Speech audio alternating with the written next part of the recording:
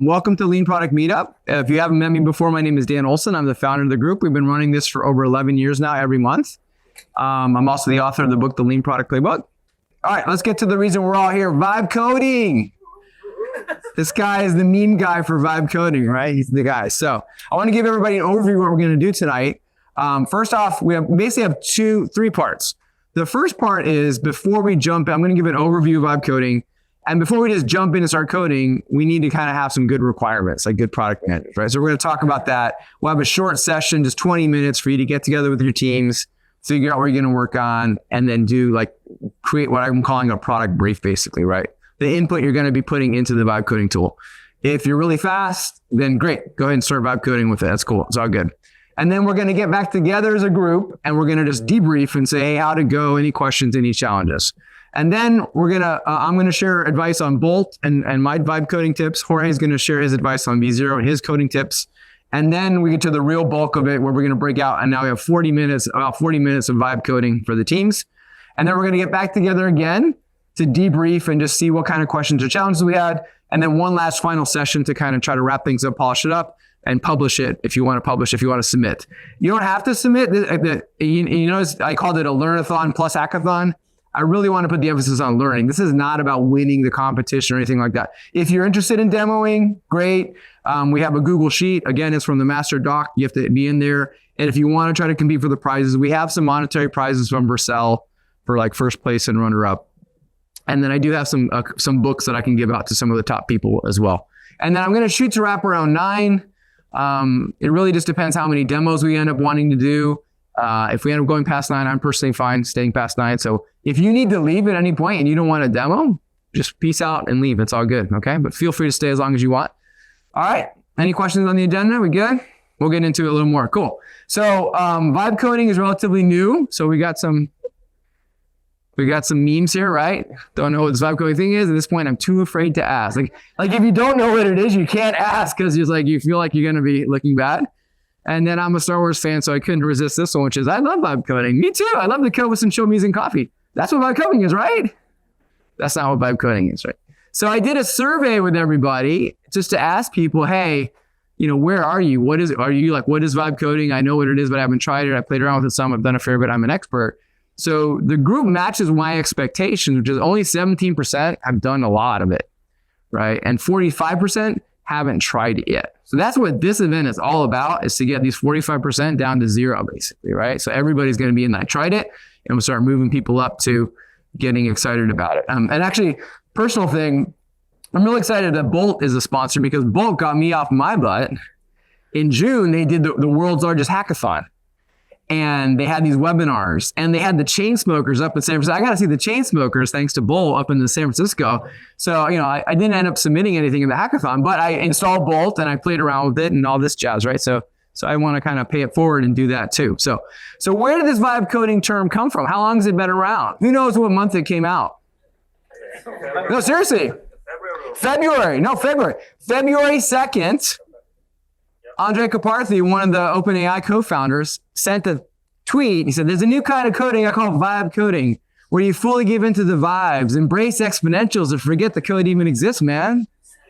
And there's a lot more to it, but that's what it's all about, right? So it literally got coined like, March, April, May, June, July, right? Less than 6 months ago, I got coined. So it's a relatively new thing.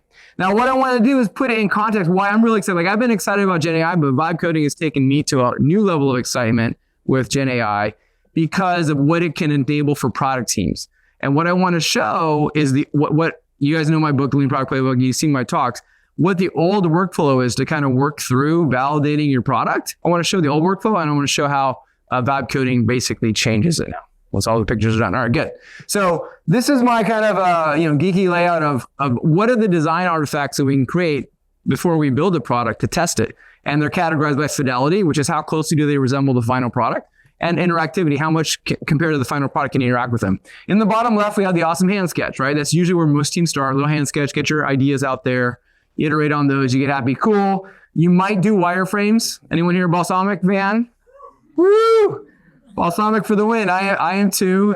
It's amazing. Like, Photoshop's gone, Sketch is gone. It's all Figma now, but Balsamic's still alive and kicking, right? So for low fidelity, it's great, right? And so for certain scenarios, it's great to get your ideas out there, especially if you don't have a designer. I'm going to talk about that in a sec.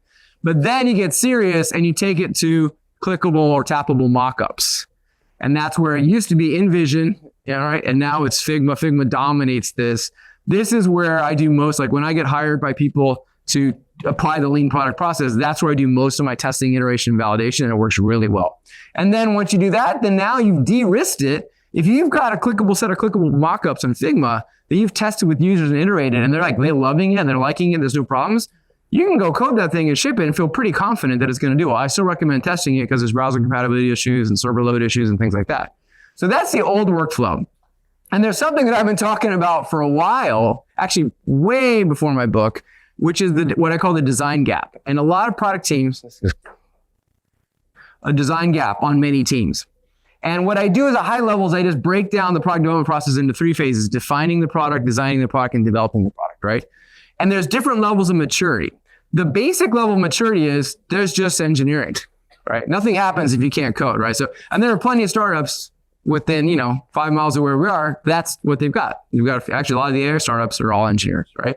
So that's like level 1. No one's really focusing on definition or no design expert in define or design. The next level is, okay, we have an engineer and we also have a PM, but neither of them are really designers. So, we're going to be clear on who the customer is, and we're going to define what our problem set is and the value prop is, but you can kind of tell when you see a product like that. It doesn't look so great. The ease of use might not be as great, things like that, right? Maybe level 3, maybe one or both of them, this thing's crapping out. Maybe one or both of them has enough chops to try to partially close that gap, right? Like I've always been my first job when I was at Intuit, I remember writing my first PRD. I'm like, I could do the best job in this PRD in the world, but if the UX sucks, then it's going to be horrible. So I made it a point to learn a lot about UX design. So I'm like one of these PMs that can lean in on that. Maybe you have a talented front-end engineer who's like made it a point to learn about UX design. So maybe they can cover most of that gap or some of that gap. Maybe between the two of them, they can cover it, right? That's level 4. Say between the two of them, they don't have a designer, but they get the job done. Honestly, this is how Intuit is known for ease of use back in the day and then for a long time. That's how they got by. Before design was a thing, that was the model that Intuit used to succeed, basically, right? And they were pioneers in usability testing and follow me homes and betas and all that jazz. And then level 5, where you want to be, is you've got the typical trio of PM, UX design. They're all staffed. They're all talented in their roles, right? That's a nice place to be. Who's at level 5 right now? Uh-oh. Okay. Yeah, it's like, it's nice when you can have it, but what happens? Oh, sorry, we don't have a designer on your team doesn't get a designer, right? We only have 3 designers and we've got 12 feature teams. So, either we put them on 3 teams or you get 10% of a designer and then they're too busy for you and things like that, right? Or maybe you have a designer, but they're not really talented, because actually prototyping is a skill. Just being a designer doesn't mean you're a fast prototyper, right? And there are some places that literally be like, I want to hire a fast prototyper because that's it. So that's interesting. Who's at level 4? Yeah. I'm level 5. You're level 5, good. All right. Who's at level 4? Okay. Who's at level 3? Who's at level 2? Who's at level 1? What level are you guys on? Let's do this again. Okay. The pie chart is not adding up. Who's at level 5? Okay. Who's at level 4? Who's at 3?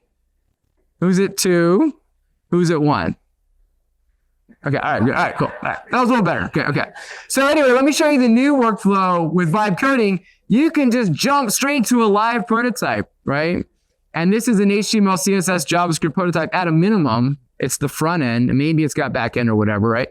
And in the old days, every once in a while, someone would build an HTML, CSS, JavaScript prototype, but it used to be so much work that you wouldn't bother. You would just use Figma, and then you'd move from there. But now it's so easy to jump to that and then test it and then move and iterate very quickly, right? So that's what's empowering. So if you did have a design gap and you didn't have a designer to help you create those clickable mockups, you were stuck before, basically, right? You either had to try to do it yourself or just nobody would do it. But now you can kind of, anybody on the product team can jump in and do vibe coding to get a prototype. That's the idea. Oh, this is why it keeps doing this. Hold that, guys. There we go. That's why I'm losing my focus. Okay. All right, cool. And then I recently, you guys probably know Akash Gupta. He has a podcast. I recently did an interview with him on AI and product management. So recommend you check that out. We go deeper into this idea of the design gap and things like that. So, and I want to be very clear. I am very excited about vibe coding. I'm very excited about what it can do to enable product teams. I'm very excited about what it can do to enable product managers. That being said, one does not simply vibe code a great product, right? It's not that simple. You don't just put in a query and all of a sudden, you have like the next Airbnb or the next, Instagram or something like that, right? So I'm going to just refer back to the core process, the core framework from my book, the Lean Product Process, right? We got to figure out, in order to have a successful product, achieve product market fit, we have to know who's our customer, what are their needs, what's our value prop, how are we going to be better, different, what features should we be in there, and what should the UX be, right? So vibe coding can help you with 4 and 5. And 4 and 5 are the solution space. 1, 2, and 3 are the problem space. You need to be clear on that problem space. Otherwise, it's going to be garbage in, garbage out. That's basically what it's going to be, right? If you take it at a philosophical level, if now it's so easy to like create decent design and decent functionality, then what's the differentiator? Well, it's what you put into the thing. What's the prompts that you put in there and how you iterate it and test it with users, right? So that hasn't changed. So I'm going to bring up problem space, solution space, one of my favorite frameworks, right? Who knows about problem space here?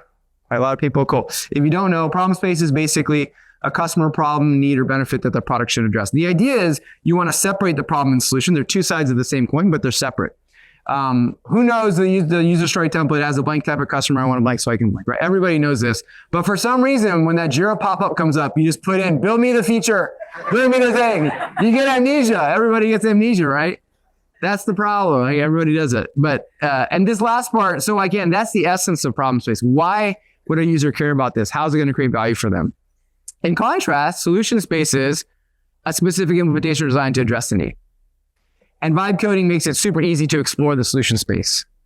But you have to do discovery, and your job as product managers to understand the problem space before you do solution space. Now, I usually hold this slide up as you hear the stats, over 80% of new products fail. This is the number one cause of that 80%, is this, because most companies just start with the solution. And once you become aware of this, you start realizing like all the conversations in your company, customers are asking you for solutions, stakeholders are asking you for solutions, people on your team are asking you for solutions. So, all right, enough about that. So what we're going to do, that's why we're going to, before we jump in and start solutioning, we're going to spend some time getting clear on the problem space. Who is our target customer? What problems can we solve for them? Which problems are the highest priorities? That's where if you want, and I'm not advocating you do it today, but I have an importance versus satisfaction framework to help answer that question. Which of these are the biggest one? I just saw your hat. I like your hat, man. Nice. UI, UX for the win. And then how are we going to be better in the competition? The value prop, right? Because that's the other thing is, if anybody can build any app, what is your differentiator really, right? So you got to get clear on that. And then once we're clear on that, then we can move to the solution space. And this really is where you're going to be spending your time with the vibe coding tool. Hey, what features need to be in there? And how should the features work? And starting to think about things you don't normally think about as a PM, maybe like what's the object model and data model going to be? You got to kind of dip your toe a little bit into the technical side if you want to get the most out of these tools. And then on the UX front, like our friend's hat says there, what user actions and flows do we need to enable? What design principles do you want to adhere to? What type of visual design? That's the cool thing. You can kind of give it an aesthetic and it'll do it without having to do the mood board yourself, say. Okay, so it's good to use what I'm calling a product brief template. There's no one magical template. There's a bazillion out there on the internet. I created one that's simple for me that follows kind of my framework. So it has a target customer, problems, features, data model, UX characteristics. And the point is to fill it out with bullet points. And so this is, if you want, during that first 20-minute period, you can feel free to, it's a Google Doc. You can just make your own copy and fill it out with yourself or with your team. Again, that is the URL. It's a link from the main Google Doc if you want to go there.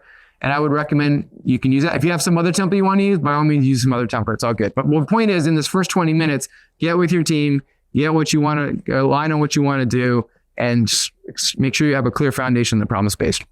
You can also do vibe PRDing, what I call, right?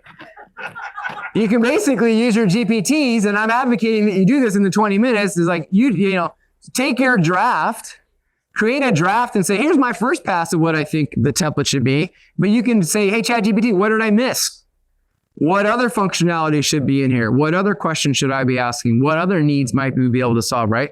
And so and I gave a talk a year ago now where I first explored Gen AI. And what I found is it's really good at identifying possibilities and alternatives. It's up to you to decide, is that a good possibility alternative or not? But it will think of things that you didn't think of. So that's exploring possibilities is really good at that. So you can use it here. And I'll show you an example in a sec. So I want to show you different, in Bolt, I did an A/B test. I said, let me give it a simple prompt, like a 1-sentence prompt, and see what it does. And then let me fill out Dan's template, problem template, and give it that and see what it does. Okay, so here's Bolt. And what I did is I said, create a product road mapping tool. That's all I said. That's all I said. And guess what? It did it. It's pretty magical, guys. Look at this. It did it. And I'm not going to bore you with the text, but it'll tell you in the chat, like, okay, here are the functionalities I'm going to build. Here's the UX aspects. Like it's thoughtful. It tells you. It decided to put in priorities. I didn't say anything about priorities. It's status, completed versus planned. It decided to do quarters. It decided it's going to lay it out like this, and it's going to have year 1 there and year 2. It said it had drag and drop. It didn't actually build drag and drop. That's one thing you got to be careful with these. So they say things, but you have to make sure, trust but verify, right? So that's what I came up with. And, what do you guys think? Very good. Okay. Yeah, that UX is a little lack. Like, how many things can you actually fit? I get 8 things on my roadmap. That's all you can see. Like, right? So it did. Yeah, no, it isn't, right? So then I gave it my I took I didn't spend a lot of time. It wasn't a PhD dissertation, but I just took a pass and I did with my thing. And then I got this, right? And this is what I wanted, which is, so I introduced the concept of themes because I believe in organizing roadmaps by themes. I actually intended for like the themes to be here, but it just color coded them. It's cool. And I anticipated you might have multiple roadmaps, not just one roadmap. The one that it did only had one roadmap, right? So, and the cool thing is, this is better for me, but even here now I'm like, oh, I see 5 things I forgot to specify. And now I can go back and refine and say, okay, you know what? I want the themes not to be called. I want the themes to be over here. And I want you to be able to drag and drop and things like that, right? So anyway, that's the idea. And I'm a big fan of starting in the problem space. But the cool thing is you make some assumption in the problem space. And I like to think about, like, you decide to head in a certain direction, like a certain product vector. And then I usually share this with, like, you take your mockups and you get feedback, and then the user feedback guides you. But guess what? You can vibe code it, and what you see, you go, oh, I forgot to mention the themes. I forgot to mention priorities, and it helps you course correct. And then you go back, you go, okay, cool. I forgot to ask these things. And I really should be laid out this other way. And then you go and you change it, and you do it again, right? So the thing is, by exploring the solution space, it gives you information, insights in the problem space. It's the coolest thing. I think it's really, really cool to do that. So, all right, we're going to get into the session here. Before we do, I want to introduce our mentors. So mentors, if you're here in person, can you guys stand up for a sec real quick? Thanks, everybody. And first off, thank you for volunteering for mentor. Appreciate it. Cool. Thanks, guys. So these are the mentors. We have a lot of them here. So if your team is having any troubles or questions, just, raise your hand and we'll be circulating around and answering questions. So thanks, guys. Awesome. Yeah. One last thing is, if for some reason you don't have an idea, I don't want you to be just sitting here stuck. We have an idea that, at a fallback, at least you can just make a personal website, right? Hopefully, if you have something else to do, by all means do it. But if you don't, do it. This is actually a prompt from Jorge. So you can go to bit.ly/site prompt. Again, it's linked from the Vibe Hack master document. Everything's from there. And it just has like a template that you can fill out for the prompt for how to do your own website, right? So if you're just like, you don't have an idea, but you want a vibe code, you can do that, right? So I think, and then one thing I didn't have time to put in is, if there's a spectrum of complexity, like doing a static website is the low end of the complexity. Next up would be like a front end app that's just like CSS and all that. And we didn't even get into, like, for today, we're not getting into database integrations and authentication and all that jazz, right? So that's the idea. Okay. So we're going to start our first working session here. Feel free to use my template. Feel free to do the vibe PRDing with your favorite, LLM. Ping mentors, and then we'll be back here at 6:30. Okay. And if you have questions, feel free to ask questions. Otherwise, go ahead and get started on your product briefs, and then we'll get back here. All right. Okay. So I know I hate to break up flow. Everybody was in flow. We have a lot of people, but I just want to time box it because we could spend forever on the requirements. And as I said, you're going to pump it into the vibe coding, and you realize you're missing all these requirements. So, we got to get to the 80% point. So let's jump ahead and do a quick debriefs. Thanks to all the mentors. I know there's a lot of help going on, so that's great. Any challenges that people had that they want to share? Any challenges or questions or anything, or learning or anything? And raise your hand. We have mics here. we could run a mic here. Thanks. Take that. Thanks over. Thanks. And we got another here. Hey, what you got? I can share one of the bottleneck that I recently got through with a mentor. So I was trying to do some LLM specific tasks. So it had to connect to OpenAI API. So I did not have OpenAI access. So you can go to OpenAI Connect, and then just quickly create an account and add, say, $5. That's what the mentor told me. And it'll start working like very easily. Oh, cool. All right. So some people are going to be integrating AI into their product so that you need an OpenAI account to do that. Cool. Jorge and I are going to cover Bolt and V0 to show you guys the ropes there, right? Again, we got the master Google Doc, the URLs there, everything's there. Quick overview of Bolt. When you go into Bolt, who's using Bolt, by the way? Awesome. Cool. Okay. So when you go into Bolt, it's got this nice welcoming thing. It's like, hey, what do you want to build? And it's got this prompt that's there, right? And once you get started, this is the UI that you see. So I wanted to share with you guys. So basically, the main chat area is here. This is the chat area. There's this sidebar guide that pops in and out when you hover on it. That's where you access the other projects and your settings and all that jazz. If you want to upload a file, that's where you upload like a screenshot or any other file, a PDF, anything like that you want to upload. This is an important thing I'm talking about, discuss or build mode. It has two modes. So build mode, it actually will generate code. Discuss mode, it will just tell you its thoughts without changing any code, which is very handy. I'll explain that in a minute. And then this is the chat interface. The UI up there, you can hide this chat pane. Like if the screen's too small and you want to make this thing go away, you can hide the chat pane. There's two views, previews when you're seeing the actual UI. And honestly, you probably hardly ever have to even go to the code view and look at the code. That's the whole point of vibe coding, because you don't have to look at the code, hopefully. If there's like some image that you can't find, the path is wrong, then maybe you go in there or something. And then up here, you've got these cool buttons. You can preview it. If you want to bust it out into a new tab to preview it, you can do that. If you want to check out responsive mode, you can go in there. I'll show you that in a second. You can pick, it's an iPhone 16 or whatever, and you can see how it renders in smaller screens. The inspector is so you can actually pick a specific element and only interact with that element. And you can go full screen if you want. A couple other things. This is really important. This is the undo button. It's really important. And they appear throughout the chats. So like every time you make a change, there'll be an undo right there.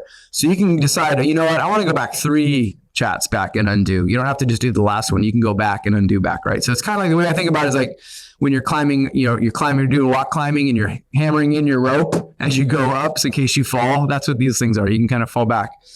You do a DD test going back and duplicate essay. You can, there is a duplicate thing you can do if you want. You don't want to be having a button. You don't want to be the Marvel multiverse, man. It gets kind of crazy if you have too many. But one of the cool things, actually, V0 and Magic Patterns have something that Bolt doesn't, which is a versions drop down in the upper right. It makes it super easy to just go back and look at an old version and like loads instantly. It's really cool. So it's not full on A/B testing, but that way you can see. And then you can go full, and then the other, so undo, and the other thing is publish. So the funny thing about publishing is it publishes. There's no like confirm, okay? Like it just publishes it, just so you know. And it's no big deal. It just goes to a Netlify URL. Nobody knows that URL, so it doesn't really matter, right? Only you know that URL, so it's not a big deal. But it does publish it. And by the way, you have to republish. It doesn't automatically update. You have to republish all the time. So any questions on the overall UI build of Bolt? I think it's pretty intuitive and pretty easy to use, and most of them are. And actually, most of them have commonalities. You'll see Jorge will cover V0. I want to talk about discuss versus build mode. By default, it goes into build mode by default. It will generate code and change the code by default. In discuss mode, it won't change your code, right? It will tell you what it would do. And one of the things is it uses less credits. So if you're just trying to play around and figure something out, there's no reason to have it be coding. It actually takes longer too, because it's generating all this code as opposed to telling you what it would do. This is really great if you're trying to fix something and it tries once, twice, 3 times and it can't do it. That's when you just switch to discuss mode. Something's going on, and so switch to discuss mode. So one of the things I always do is, I'm like, okay, I want it to work this other way, and it tries it, and it doesn't do it. I'm like, no, you didn't do it, and it's always like, oh, you're totally right. Yeah, I messed it. I know what to do now. I got it. I'm on it. Yeah, it's like It's like the most eager beaver junior coding engineer. Right? Oh, I was stupid. I know. Yeah, sorry, I messed up. Yeah, I got it now. I'm on it. I got it, chief. You got it, boss. You got it, boss. But then it will like go down this rabbit hole, and you're like, whoa, like, and you realize, 4 times ago, we should just go back 4 steps back or 3 steps back. So that's what I do. I'll revert, and then I'll do a discuss, and I'll be like, hey, and I'll even tell it. I've tried 3 times now with you to try to do this, and you keep trying to use this one solution approach, and it's not working. What else could we try? Or I'll literally also, I finally got confident enough. I'm like, what you're proposing is too complex. What is a simpler solution? And it will actually say, oh, okay, here's a simpler solution, right? It's kind of funny. So, and then the cool thing is, after it does the discussion, it says, yeah, I recommend, here's what I would do. And it has a little button, would you like me to do this? Like, so you can just go, boop, just do what you just said. If you agree with it, you can just go, boop, and I'll switch back to build mode. Lovable has a similar thing. They call it chat mode. And V0 doesn't, but you can say in the prompt, hey, don't make any changes. Just tell me what you would do. But you have to say that explicitly. It's not like a mode that you turn on or off, right? Okay, a couple other things on Bolt. The inspect, that's just so you can go into a specific element. Like, it can be annoying when you're trying to specify detailed UI changes in text. You're like, okay, the button that's in the upper left corner, make it red. It gets really complicated. So you can just click the element and say, this is the element I want to change. One thing I noticed is even if you pick a specific button or heading, it might modify the class. And so then all the headings change, or all the buttons that have that class suddenly change. So it's not necessarily just that element. It might pick up the class as well. Publish, that's what pushes your code to a netlify.app URL. If you want a demo, if you want to submit for the prizes, you have to publish it so that we can judge it. Otherwise, we can't see it and we can't judge it. You don't have to demo if you want to apply for the prizes. It doesn't auto-update, so you have to republish it. And then Magic Patterns, I just want to give a quick plug for Magic Patterns. Gen AI tools are great if you're starting from scratch. If it's greenfield, blue sky, you're building some, TikTok 2.0 or whatever you're building, it's super cool. How many of you guys have existing products that you're managing today? Right. You can't start from scratch. There is a UI, there's a design system, there's a code base. So there's a second use case, which is, hey, I'm a PM. And I used to do this the old way, which was I'd take a screenshot, I'd bring it into Photoshop, I'd hack it up, and I call it Frankensteining, right? Add a drop down, add a menu, add a button, and then wire it all together in InVision. Well, guess what? Now you can just take that screenshot, and Magic Patterns, they do the best job, I think, of actually rendering exactly what was in that screenshot. And I tried 4 different ones, my Magic Patterns and 3 others. This is what I call reverse prototyping from a screenshot. It's a different use case than what we're talking about. It can also do vibe coding. But I took like an Airbnb page, and I remember I tried a very basic one, and it did not look anything like the Airbnb page, the prototype that it generated, right? The other 4, they got better, but Magic Pattern was the best one. I had captured most of the elements, the icons, the gradients, the shadows, all that kind of stuff. It was really good. So I just want to share a vibe coding tip, a couple of vibe coding tips. I'm going to turn it over to Jorge to cover V0. Debugging is very important. Actually, most of your vibe coding is debugging. You're figuring out, you know what it reminded me of? Like I'm older, so I used to play those text adventure games. You're like, grab sword, open the lock, open the box. I feel like I was playing a text adventure game with my vibe coding tool. How can I get it to do what I want it to do, basically in text, right? So it's a lot of debugging, right? You can actually, you can get meta and say, hey, how would you solve this problem? You could ask it to do it, and it'll propose solutions. So it's not like you have to solve it on your own. That often works. I will say it often acts like it knows, I know exactly what's causing that problem. I'll go fix it right now. Don't worry. And then it doesn't fix it, right? So it's usually very confident in what it's doing. It's very excited. It's very confident in what it's doing. The second thing, and this is just the first one, is like, hey, your thing is not rendering, right? Like that's like level P1, P0 bug is it's not rendering. There's some JavaScript there, something weird going on, some file path error or something like that. More common is you're trying to make a change and iterate your product, and it's not doing what you want, right? I will just say it is not as smart as you are. It's just not. It can generate code quickly and all that jazz, but it doesn't have judgments, right? Sometimes it will propose very complex changes. Like I was doing this like drag and drop thing. It's like, I'll add an event listener that does this and and all this stuff. I'm like, I don't think we need that. That's like, why are you doing all that stuff? Like, don't you already have an on hover? He's like, oh yeah, I do have an on hover. I'm like, why don't you just use the on hover, right? Anyway, so trust your instincts. it'll act confident. It's like, oh, now I get it. Like if you don't believe it, like, it'll be like, oh, now I get it. And it's like, it still didn't really get it. So just revote and use the discuss or chat mode. The other tip is you can literally, if there's an error message, you can copy and paste it and say, this is the error message that I'm getting. It's actually kind of auto magical too. If there's a bug, it might even say, you can just say like, that didn't work. And it'll be like, oh, I see why. Here you go. Let me fix it. Like it can be that kind of magical. It's kind of cool. And then finally, screenshots are good. Like you can literally go to your preview, take a screenshot, say, see, this thing's on top of this thing. I don't want it to be on top of it. And it'll be like, oh, I see what you're saying. The other thing going back to this diagram is sometimes it does get stuck in the wrong direction. It's just going down the wrong direction. And you can only turn the steering wheel so much. You can't do like a 90-degree turn with it. It's not going to be able to go that far, right? So every once in a while, if you realize, it went down this wrong path, you just got to start over again. What does that mean? It basically means like start a new chat, maybe even go all the way back to a new project and a new product brief with your newfound knowledge and starting fresh there. That's the idea. Another thing, last thing I want to share is this is what I call the re-roll phenomenon. Remember a few months ago, everyone was making their action figures on LinkedIn? Who made an action figure? All right, cool. I decided to make a Star Wars action figure to be a little different because I'm a Star Wars fan. And what I found, this was back when ChatGPT came out with a better Gen AI, right? Before that, it wasn't as good as Midjourney, and then it came out and it was good. But I ran into this thing. It's like, okay, like this would be a little off. I'm like, okay, everything else is perfect. Just move that one thing. No. It's like all of a sudden my face looks completely different now. I'm like, God darn it, what are you doing? So it's what I call a reroll. It's like rolling the dice. Anytime you like do it again, there's a little random factor because it's not deterministic, it's probabilistic. I see that happening in the code, right? I was doing something, it put some colors. I'm like, don't use the colors. I'm like, okay, cool, I got rid of the colors. 3 chats later, the colors are back. I'm like, what are you doing, dude? Like I told you, right? So, yeah, what are you doing? So you ask it to fix X and it also changes Y. So you got to kind of be an eagle eye and see what's going on and see what changes. Keep a close eye for changes. You can also say, hey, don't change any other code. And that'll help some. It still might change them, but you can say like, make the minimal amount of changes.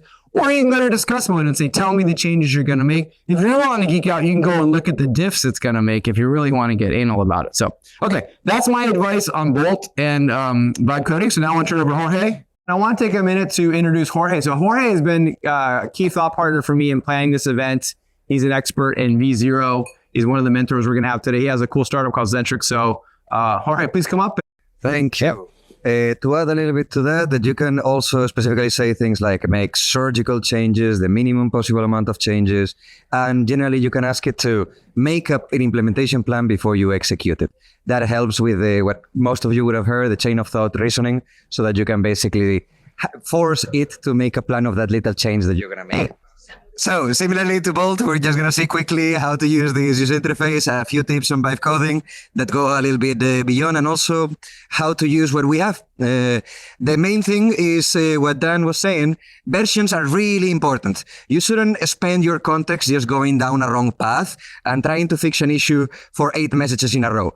If you've tried a couple of times and it didn't work, go back to when it worked and try again the thing that made it break.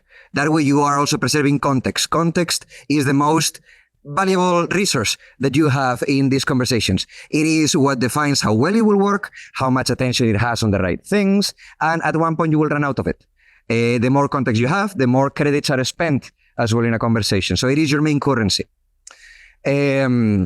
The other few things, this happens particularly in V0. Magic Patterns also has 2 different models, but mainly the better the model, the larger, the more pricey. The difference is stark. It's about 15 or 20x. So if you only use large in V0, you will run out of credits in like 10 messages. Whilst you can do 150 if you use the small one. The rule of thumb is try to use the dumbest model possible at every moment. In V0, you can always go back and edit your last message, which is something that you cannot do in others. That means that if a message fails, no problem, just go back and edit your prompt instead of like trying to fix it after. Much better to prevent it from doing a mistake. Similarly, you have a rule of thumb. Generally start with the dumbest model, but this is a general guide that you can take. If you can default to medium, go to small when you want to discuss, or you have small changes that you're very specific on what you want to do, and go large when you either have an issue that you want to fix, or what you're trying to do is a complex change.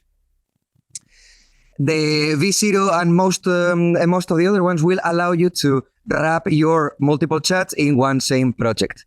All of this is because of what we were talking. Context is limited. At one point, V0 and most others will kick you out of the chat and make you start a new one with the existing code base. So, because you know that is coming, be efficient on how you use context in that conversation. In V0 particularly, you also have projects. Projects also have custom instructions for the whole project. So, if you plan that you're going to be using 3, 4, 5 conversations, or somebody is coding by your side on another version of the product, you can use projects to put those chats together, to have the requirements file that you've generated. You can add it as common project knowledge that will always be available. Similarly, when you have integrations, environment, like other dependencies, this is where you will have your credentials and other things that will be shared across your chats. So, manage your context because it directly will relate to your quality and the cost to you. These are the custom instructions that I was talking about. You also have a few other things that you can do, like uploading context if you have specific files that are relevant. And here you will be defining the rest of those environments and dependencies. I think this is the last, previous to the last thing. The design mode is a more powerful version of that element view that Dan was showing in Bolt. In here, you do have the ability to talk to it to change it, but one thing that I really appreciate is that you can also just change it. Particularly when you just want to change the button from blue to red, you just go there and change that to the red specifically that you want. Zero cost, no credits, and immediate deterministic, like we like it. Great. Now, on Magic Patterns, as well as a shout out, they are a smaller company, but they have been growing a lot during the last few months. And there are a few things that I particularly like about them. They are more built for teams and collaboration.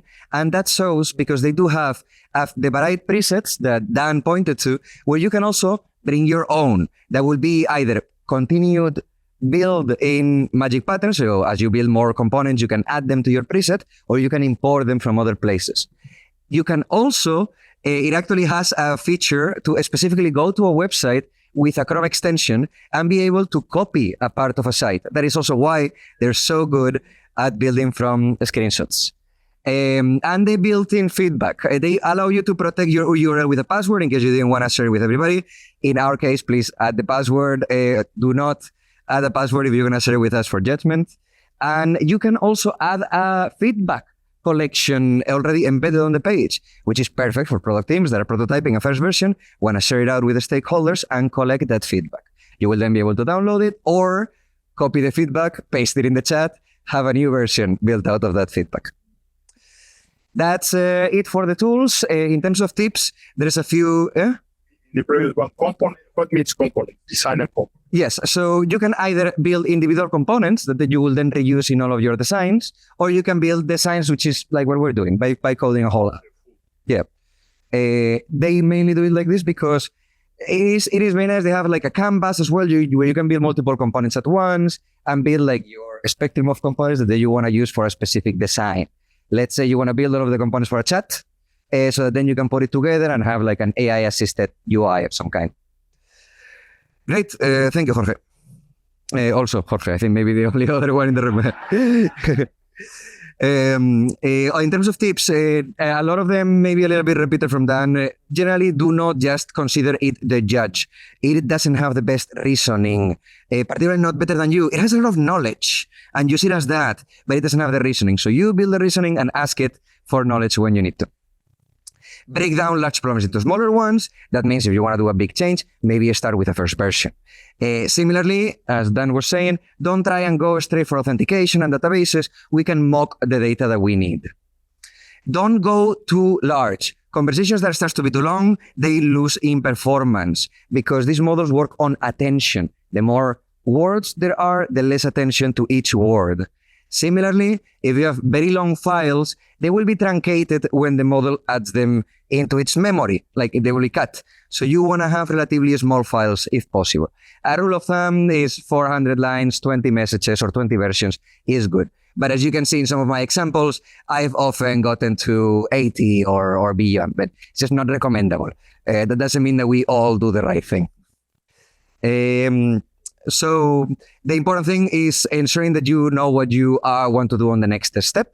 So it is important to spend more time on that next prompt instead of just reviewing the UI that you didn't ask for, because you're going to spend more time just fixing bugs than building in the right direction. And don't accumulate those bugs. If things start not to work, if they're important, roll back and build differently. If they're small bugs, don't even think about them. Don't spend too much messages trying to solve a small button that is not responsive. Leave that for another time. Focus on the value, and we can always iron out details later. These are more like a cheat list for things that you may encounter. It's just a level deeper. It is very common to have import issues that are making those pages not render. That happens because it had a wrong address for a file that is trying to import in another file. When you see these errors, you'll usually see the logs, and it will be relatively easy to fix. CSS errors, similarly, this is a text model sending text through a tool to a code editor. So there's a lot of problems with quotes. Sometimes, unescaped, escaped quotes can just create errors, particularly on Tailwind. So you will see them sometimes. And on the screenshots, very important to always add them when you have an error. If you have an idea of the layout that you want and it's not what you have, put that layout quickly together on Google Drawing, copy paste that horrible looking screenshot into the chat, and it will make the layout that you wanted to make. Finally, when something is not pretty, of course, we need to break down what is the real problem. Now, is it that we have components that we don't like? Is the design system not aligned with what we need?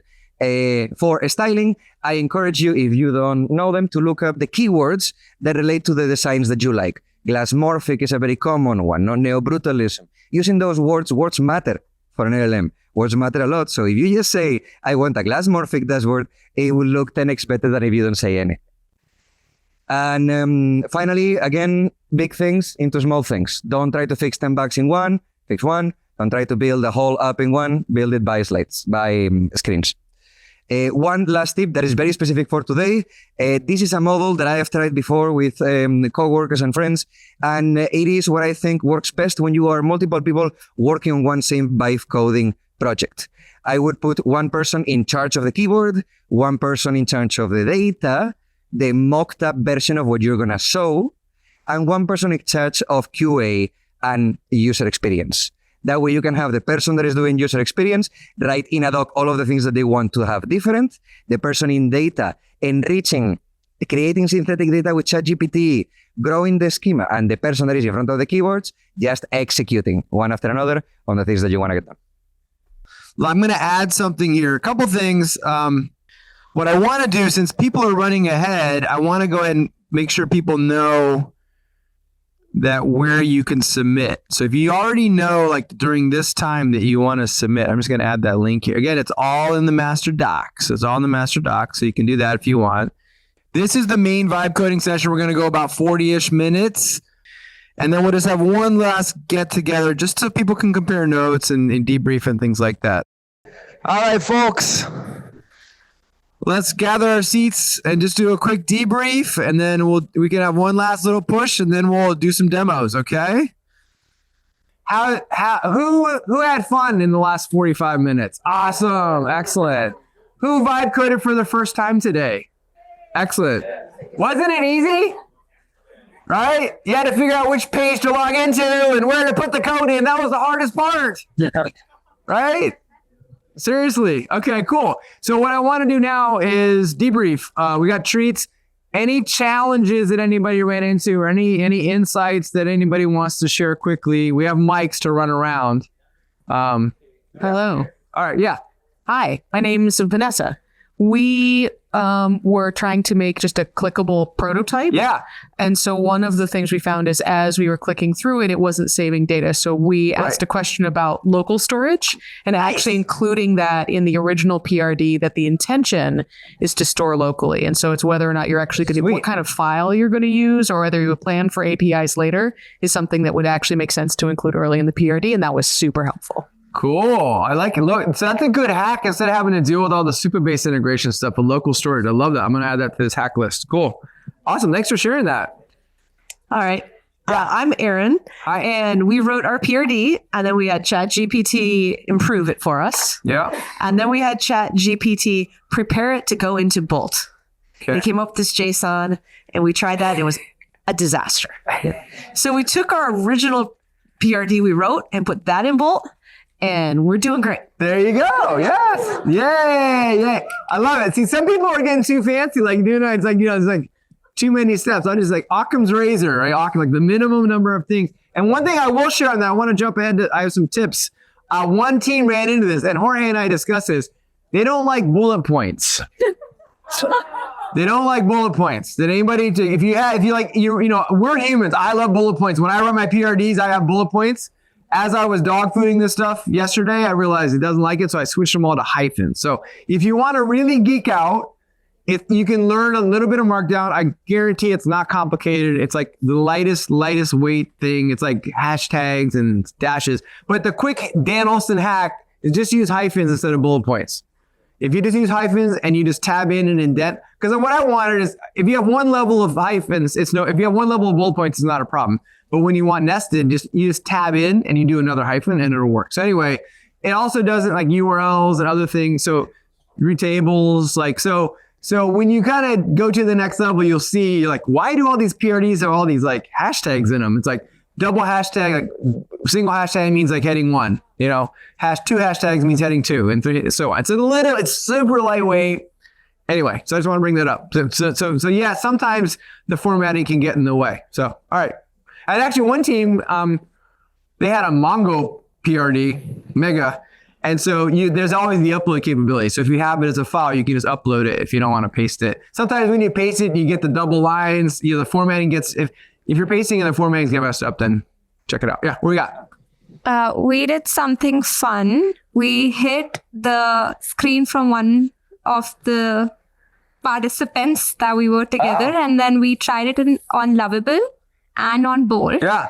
And experimented how those two look differently. They were quite significantly different initial experience-wise. The other one looked more enterprise, even though it was a more consumer-friendly. Lovable looked more enterprise section, but a lot of the designs were very similar as you went into the details. Sure. Like even the colors, most of it, which was the option it gave. So it's kind of like interesting that the creativity is very much similar, even from the colors. Well, they're kind of all trained on the same data, right? So it's kind of like, but the other thing, the same models. But the other thing is like one team actually, they all use Bolt and they all pasted the same thing into Bolt and they had variability. It's a reroll. That's why I really like it's and two people over here like, hers is working really well. Mine's not working well. What the heck? Like, can I take her? Like, So it's just, and anyway, yeah.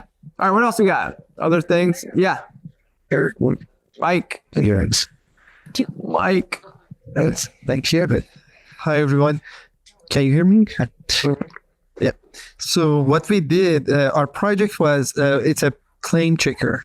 So it listens to people in different conversations and extracts claims and does fact checking, right? So yeah. Big deals. Fake news. So what we did that I wanted to share at first we provided a PRD, not so long like the version that Dan provided.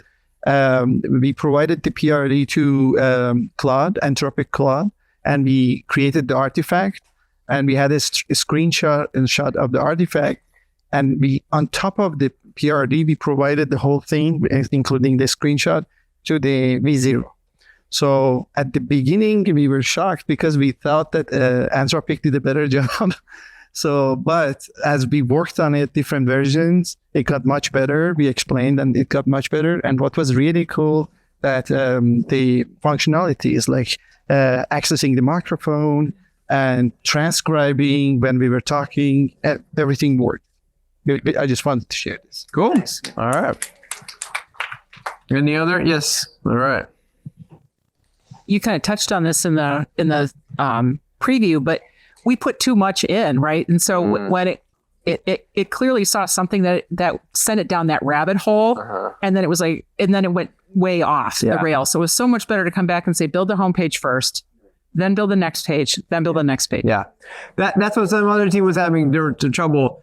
It's like you have to inject a strategic layer of like actually this was like they got the first shot UI and there's like 6 things they want to change. One thing you could do is say change all 6. That's not the best way to go because it's going to get all confused and change all this stuff at the same time. So it's almost like you need to like take a step back and go, okay, is this good enough in the right direction? Can I work with this clay to get where I want to be, or we're so far off that we need to take a step back and start with a new piece of clay kind of thing, right? Just like out of the 6 changes, which one is the most fundamental and foundational? Let's solve that one first. Like maybe it's global Knapp. Okay, let's do the global Knapp first. Once we solve that, now we can go work on this one page and make that page better, right? Because you've got all the variables, you know which. Exactly. Yeah. And by the way, if you try to change it, it might change other stuff on you right at the same time. Right? Unless you say like, don't change stuff. Don't change other stuff. Yeah. Yeah. I want to share my experience today before actually working to the session or the event. I'm like, I know what to use. I'm going to use versos and I'm going to use cursors because verso provide the best front end to like page if you ever use it. So pretty. And cursor has an agent at the back end that do all the vibe coding for you. And then my teammate showed me the Replit. I'm like, what? It's actually way better than the Verso and Cursor combined together. So one of the big lessons I learned is that you got to use all the tools. Yes. You think that you're smartest, you have the best tool. No, there's way more options. Yeah. Replit has the agents, they do all the tasks for you. So if you haven't tried that, try that. It was so good. Yeah, that's true. And it's not like there's 100 tools. I mean, this is like, like 6 main tools, 7 main tools. And another thing I'll say into that is someone I spoke to was a designer. And they're like, oh, hey, I'm interested. What kind of career advice do you have for me as a designer? I'm like, well, I think there are going to be designers that lean into the AI and people that don't lean in. And I'm like, since you're a designer, I recommend you check out Magic Patterns. Like Magic Patterns is like, you can just tell like it's got more design mindset. And there's a separate category. So Magic Patterns, UX Pilot, Wizard, and Visibly are all in this category that kind of give you, if you are design savvy, you can kind of do more stuff. One of them, I can't remember which one, you can actually import your design pattern. Like you can kind of see where this stuff's going. Like if you have an existing design pattern, you want to use it. You don't want to just create stuff from scratch, right? So those are the ones that are very designer friendly. So if you are like, hey, I'm pretty good at design, you might want to check that class of things out as well. Anybody else got a mic? The mic in the back. Yeah. Raise your hand. Keep your hand up if you have a question so we can get a mic to you. Yeah. Yeah. I don't have a question, but I have an add-on to you, Dan. I have an add-on to what you just said. Go for it. Yeah. The UI tools are great, right? Because there's certain tools that are built for more UI focused. But what I've also experimented that you can go to a Lovable and put a design pattern, which is actually made by, again, ChatGPT, create like a Lovable site, put a design pattern there and put it in Lovable. It works great. Yeah. So that's cool. Another thing. All right, cool. So I wanted to share that I've done some vibe coding before. And one thing I hadn't tried or was a surprise is that it can generate sample data for you. Earlier, I was copy pasting the synthetic data. So that was nice. The second, I just wanted to mention, I'm curious what's under the hood for these applications. So I want to check that out.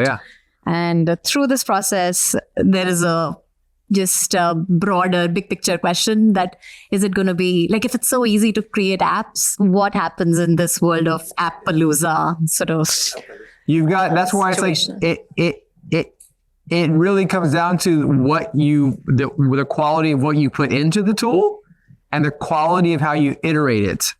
And also what we're doing right here, we're iterating, we're not getting any user feedback yet, right? So that's part of it too. So I think the key skills are still the same key skills, which is discovery, understanding your customer, understanding the problem space discovery, understanding differentiation and value prop product strategy, Because if the coding is a commodity and the design is becoming more of a commodity, although I still think that you can still create UX innovation, it's really the PM aspects are the ones where you have the most differentiation. So that's my opinion. And next, right? Yeah.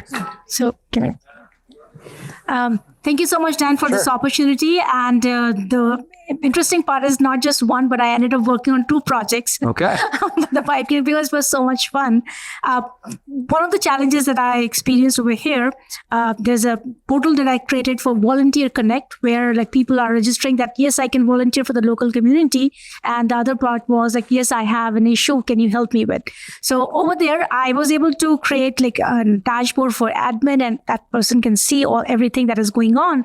But I wanted to add more sample data sets to it. So that's where I experienced issues. So I'm still working on it, but I was able to create just to experiment the prototype, basically, that it works or not and the impact that it has. So I think that was something that I just wanted to see if someone has similar issues, like connecting the sample data set or asking the Bolt. I was using Bolt to create a sample data to work with, so that I can see multiple requests over there automatically created. Yeah, I think what you can do is you can actually say like, okay, here are 3 sample records, like Mary Jones, 24 years old, ChatGPT, generate 100 records like that, and it'll do it. And then you can make it into a file, and then you can tell Bolt or whatever, hey, here's the sample data file. Like it's, you know what I mean? Like it's super.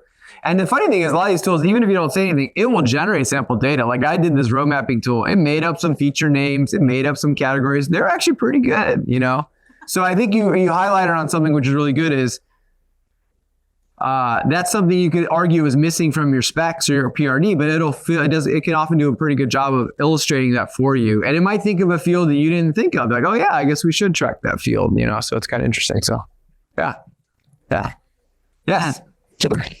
There's been quite a few suggestions and observations around the similar look and feel to what we're creating at the front end. And I think just wanted to throw a suggestion out there for folks that are looking to incorporate some broader design libraries and magic pattern in addition to the Chrome extension, where you can go to any website and start to capture some of those components. There is also a service called Mobbin, Mobbin, which has a library of, I think it's 500,000 screenshots from all of the popular, apps, both web apps as well as native iOS and Android that you can use for some of your design inspiration, either to put into Magic Pattern or to put directly into Vercel and Vercel, Bolt, etc. So just wanted to pass that one along. Yeah, and I agree with that. That's the cool thing. And now you're starting to see that now people, instead of making your own Lego blocks, you can use other people's Lego blocks.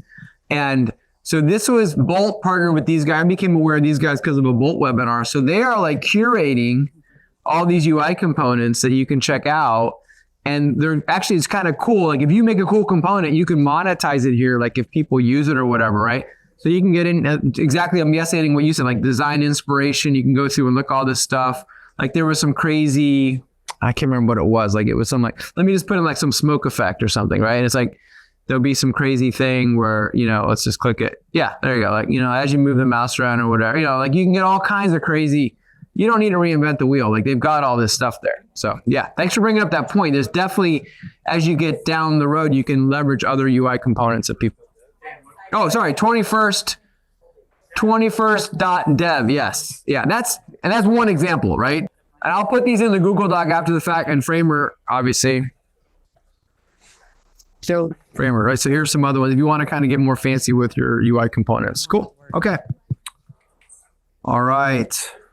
I think what we'll do, rather than going and coding again, I think we might just do more demos. I think we'll just do some demos and let people show their stuff. So go ahead. Yeah, sorry. All right. So definitely learned so much tonight.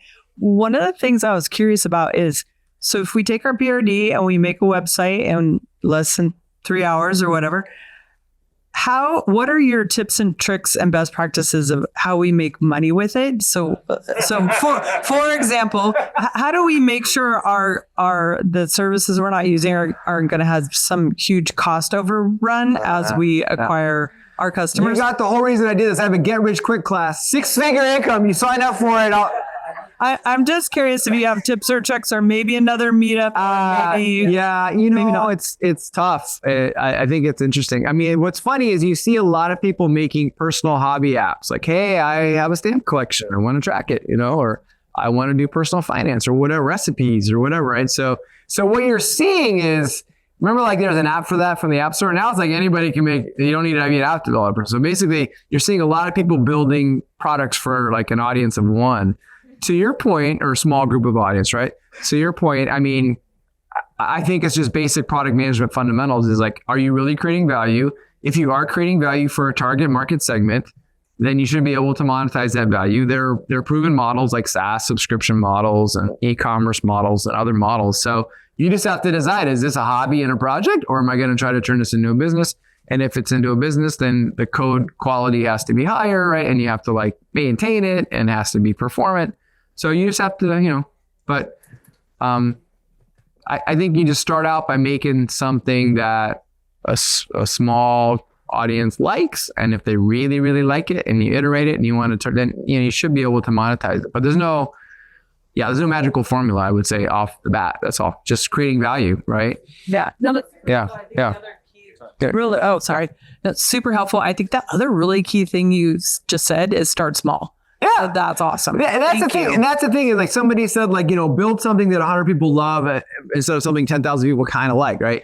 And Peter Thiel's book 0 to 1, he makes a very strong case for starting with a niche, a wedge, and then you grow from there. If you, in hindsight, you look at all these successful products, they didn't go massive, like wide at the beginning. They went in a niche and then they grew, right? So maybe you build the world's best. You know what it reminds me of is like, I like wine. Does anyone here know Vivino, the Vivino app?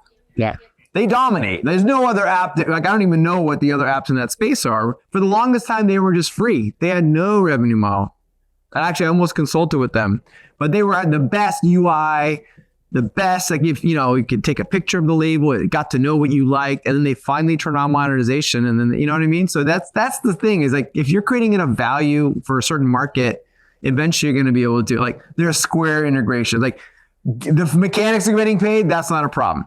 The business model, there's, SaaS subscription. I'm vibe prototyping something that I will probably try to do like some $5 a month SaaS subscription on or something and see what happens, right? And so anyway, yeah. So I was working, so I'm a product manager in a very small startup and they don't have design resources. So I want to fill in the role of the designer as much as possible. Yeah. So I used LinkedIn UI and wanted to build a chatbot within LinkedIn. The issue is that I can get it to a 0.8 really well in the first prompt itself. But once I want to make small changes, the logo is not looking good. Can you reduce the cell padding? Then it will break something else. Yes. And then at that point, I'll be like, let me go to the GitHub code itself and see where this div exists. And then it's not as fast as an iteration. So how to get better at iterating on those designs? Well, that's a couple things. That's what a couple things. Let me pull up Bolt, right? Let me pull up Bolt. So that's where it's like, oh, I want to just, I don't like the font on these guys. That's when you would do the inspect, right? That's what he's saying. You're using like a shotgun and you need to switch to like a sniper rifle. Like you need to go like, okay, I just want to fix these guys, right? And then you can say, you know what? Like, make the font red, right? And then it won't change. It won't re-roll everything. When you use the inspect, you're telling it limit your changes to this element or that class. Yes. And then Jorge pointed out that Vercel is even more powerful, gives you more. So see how it made it red, and that gives it right. That's how you do it. And then in V0, he covered it. Let me just rehash it. I did it in bold actually. It didn't work. I just did it. I just showed you. You did. Yes. Works on my machine, man. Works on my machine. Yeah, it doesn't always work, but what I want to show you is Oh, it's over here. That's why. Hold on, I guess. I got too many screens. All right, here. If I go to V0, here you go, right? The thing that he was saying is, let me go to one of my projects. Yeah. This guy right here, Kanban board manager. Here we go. And then basically he was saying that Where was it? Which one was it? The sign more on the top left. Yeah. Just by the chat. This, you go here, and then now, and then you click on something. Now it's got all the CSS properties. You just change them right there. And it's not, what he was saying is, at that point, it's deterministic. You are changing, you're saying, I'm making this 10 pixels. I'm making this Helvetica. I'm making this whatever. Got it. So the problem is you're using this like atomic bomb, like trying to bomb something that you just want to change this little thing and it's blowing everything else up. You collateral damage, you know what I mean? Yep. So you got to be really specific. If you're making a small specific change, and worst case, yeah, you can go into the code. You can always go into code view and do it if you want. But they have these tools to let you do that. And I think that they will get better. I think Vercel clearly is exposing more facets. Yes. How long till Bolt copies this, right? I mean, it's not rocket science, right? So, and then again, that's where some of the more designy tools like magic patterns and things like that, they will naturally express this stuff more and make it easier. Got it. All right, cool. Thank you. All right. So when I was researching some of these vibe coding tools, none of them seem to be quite ready to push your app to production. Why is that?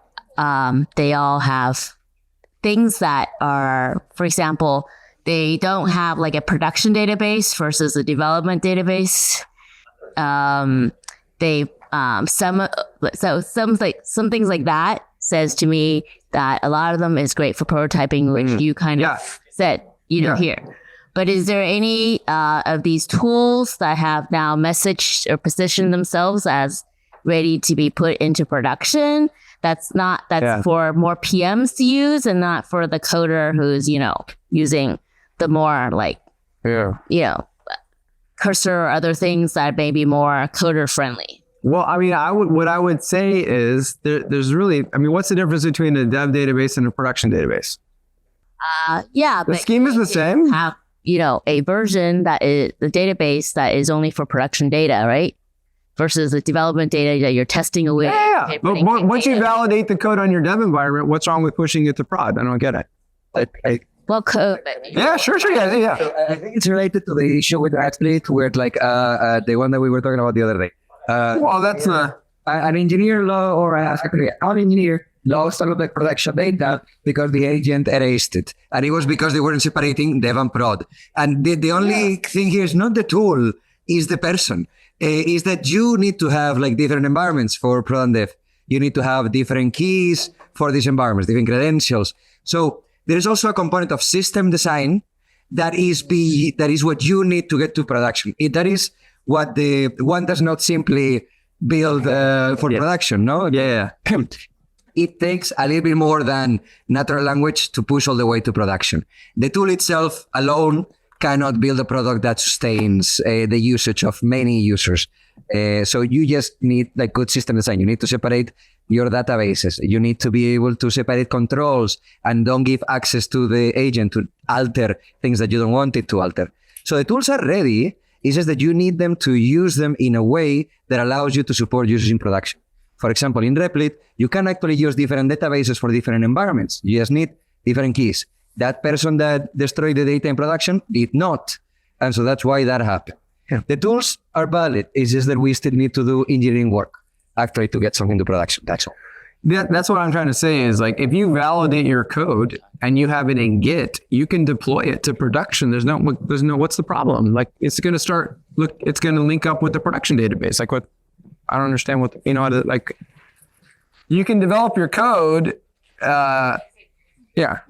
Publish, right? Yeah. For example, then you have to. This be a public. That's a different workflow. You have to have this is what we're talking. You have to have a different workflow to get the code to production. But all I'm trying to say is you can validate your code and then decide that you want to push it to a prod environment. And there's no intrinsic problem with that, right? That's all I'm trying to say. Yeah, code wise, right? And I guess this doesn't intrinsically support that workflow. This doesn't support that workflow. And you'd have to, now you're talking about how do you push code to prod anyway? Like you have to plug into that workflow somehow. And the logical way we do that would be through Get, right? That was how what? Oh, I know. Yeah, I know. There's a Get. I know. There's a Get. We didn't talk about it. Yeah, I know. It's a point. Yeah. So it's really more DevOps process. And in fact, there are that's why I wanted to share some of the kind of other topics real quick. We didn't have time today, right? Which one of them is Git integration. So these tools, as you can see, who did an undo today? Who rolled back? Everybody, right? Everybody, right? So they've got that basic version control in there. But if you want to do Git integration, you can totally do Git integration, right? If you want to kind of mimic, you want to have a database. I love the local storage hack. That's great. That's in the prototyping mindset of like, hey, because the schemas could all be the same. The structures are all the same. You're just not worrying about it.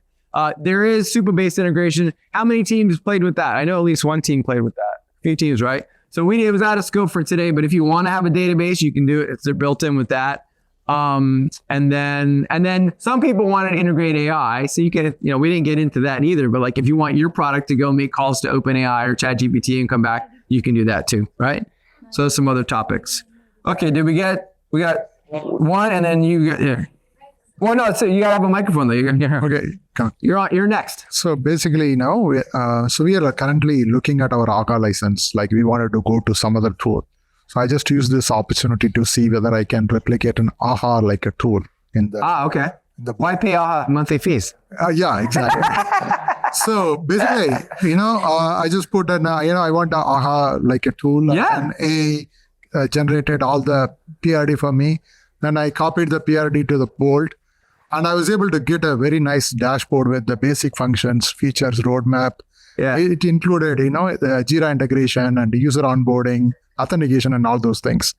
I think these are all good. Like, I can get everything in like 5-10 minutes. Yeah. Then the problem started when I wanted to integrate with Suba-based integration. Today is the first time I did it, but I was able to do it. Yeah. And I'm able to push the feature into the database. Cool. Able to retrieve it.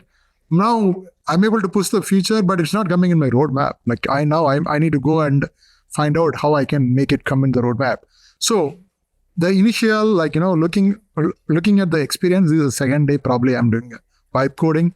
I'm able to get the basic version quickly, and then probably I need to go and add the functionality, each and every button, and then integrate with database. I think that's how. Yeah, and that's the cool thing. Like everybody today was about getting over the initial hump, going from 0 to 1. That's what today was about. The fun part is going from 1 to 1.5 to 2 to 3. That's the fun part, because then you're like, okay, I'm not down a rabbit hole. I got some good clay here. All right, I can work with this. And then you start doing what the guy in the tweet said. He's like, this is cool. I'm just kind of having fun expanding my product and things like that. So, absolutely agree with you. Thank you. Yeah. All right, last question here. Or comment, go for it. You did. So you're talking about PR. Is your mic up?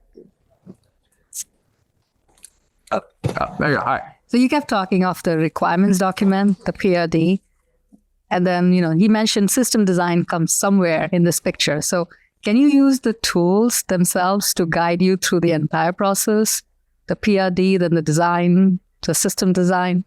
Yeah, you can. And in fact, you can. And that's where again, it's beyond the scope of this, but there are people generating templates of how to plan more complicated, larger scope work.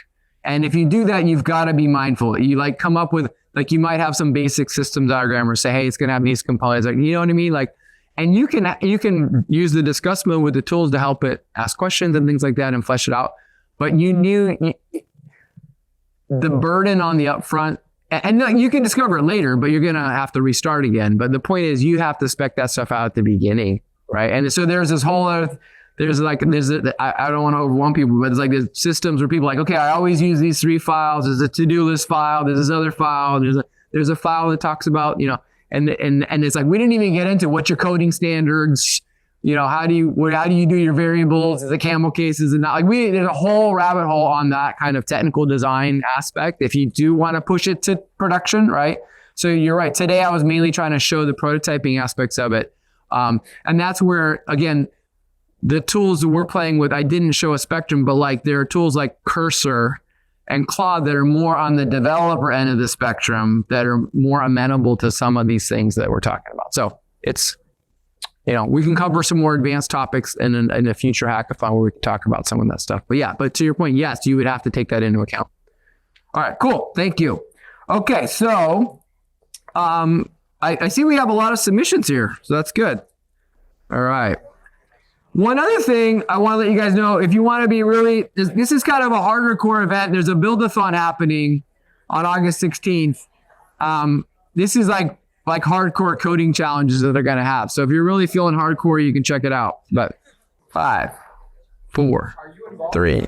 No, I'm going to compete. I want to find whoever's a rock stars from today wants to be on my team. Come talk to me. I want to win this thing. I want some rock star. I got the PM covered. I want some rock star designers and coders. Ping me. This is a recruiting event.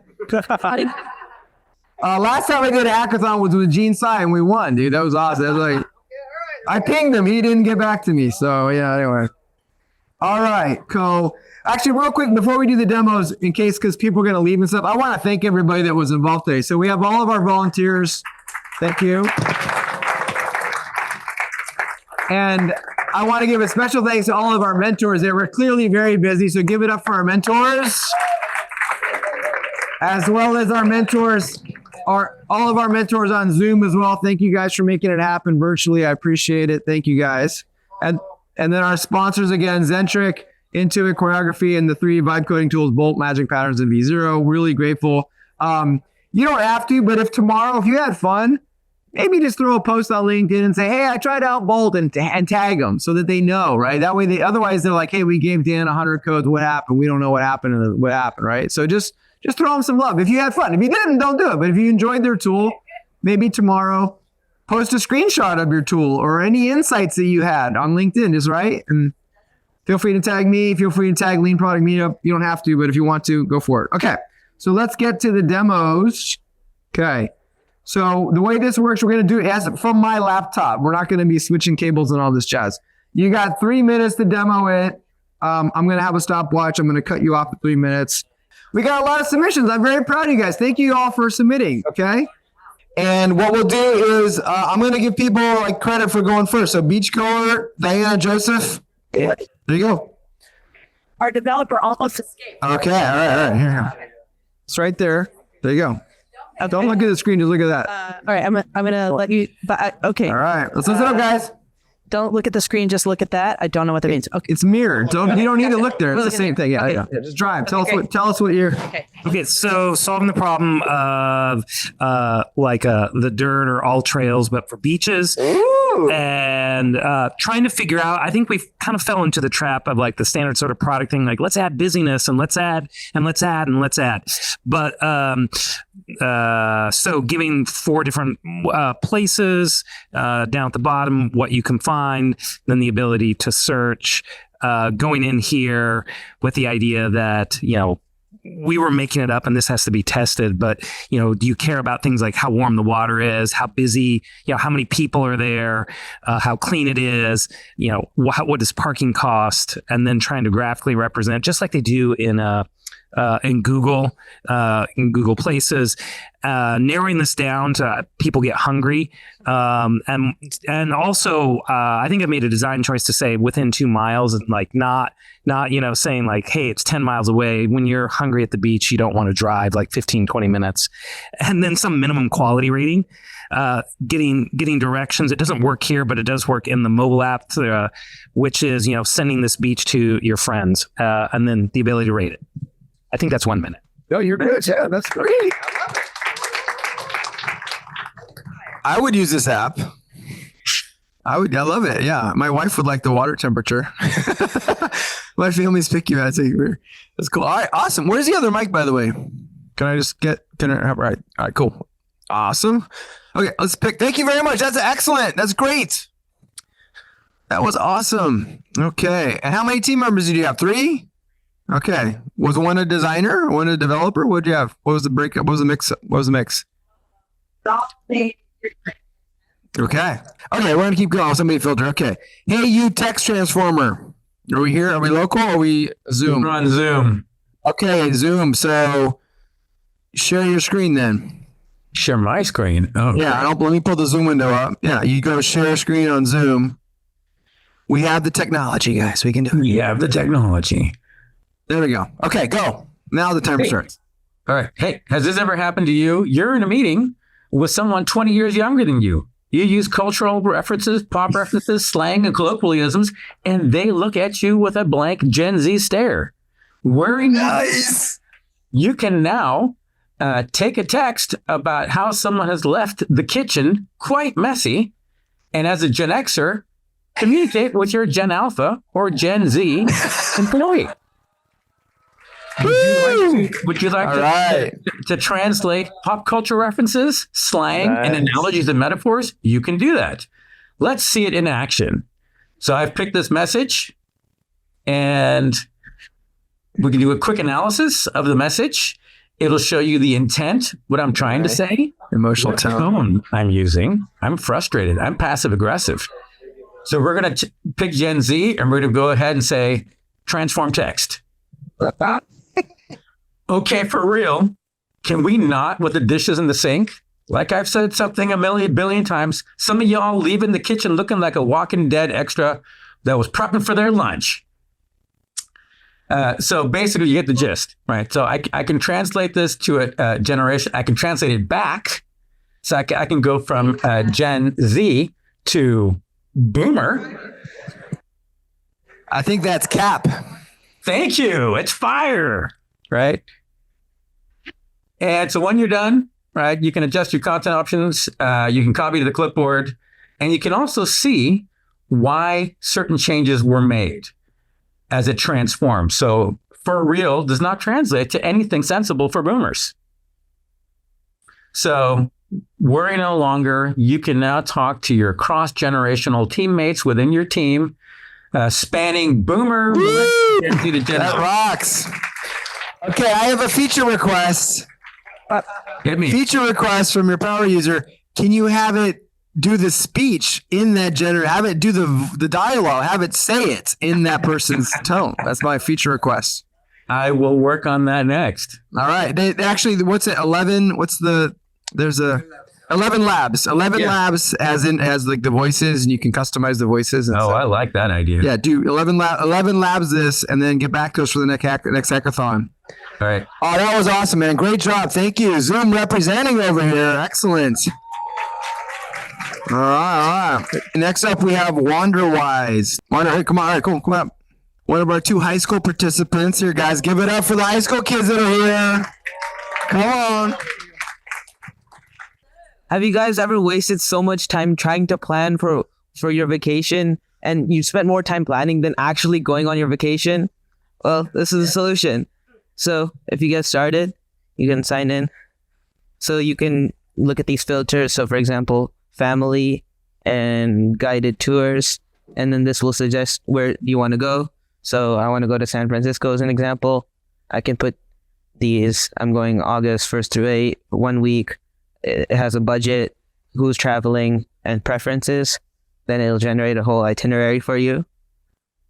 So the day 1, day 2, through your 7 days, it shows highlights of images. It shows some ratings. It has an AI summarize everyone's ratings, like 2,847 reviews, and then gives tips at the bottom for what you need to do in San Francisco. I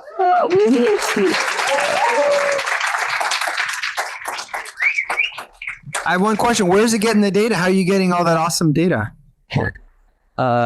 It just generated that. It generated it. Cool. Okay, got it. Static data, right? Awesome. But you can easily hook it up. That's awesome. Yeah. Cool. Was there a question somebody had? Yeah. There you go. Yeah, I was watching those guys. They didn't have something before. I'm pretty sure. Yeah. Good job. Awesome. Great. Good job, bud. Yeah, you got it. Thanks. Nice. All right. Okay. When you're looking for a job in 5 years, go talk to that guy. There it is. All right, here we go. Next up, Beauty with Brain. Here we go. Okay, perfect. Great. Hi. I created this Beauty with Brain site just to look into fact checks all the products of your ingredients in beauty products usually. And a lot of time there are a few apps and I feel like I know of these ingredients. And then I go into social media and then somebody will say a fearful things about it. And I'm like, oh, I thought that was a good one.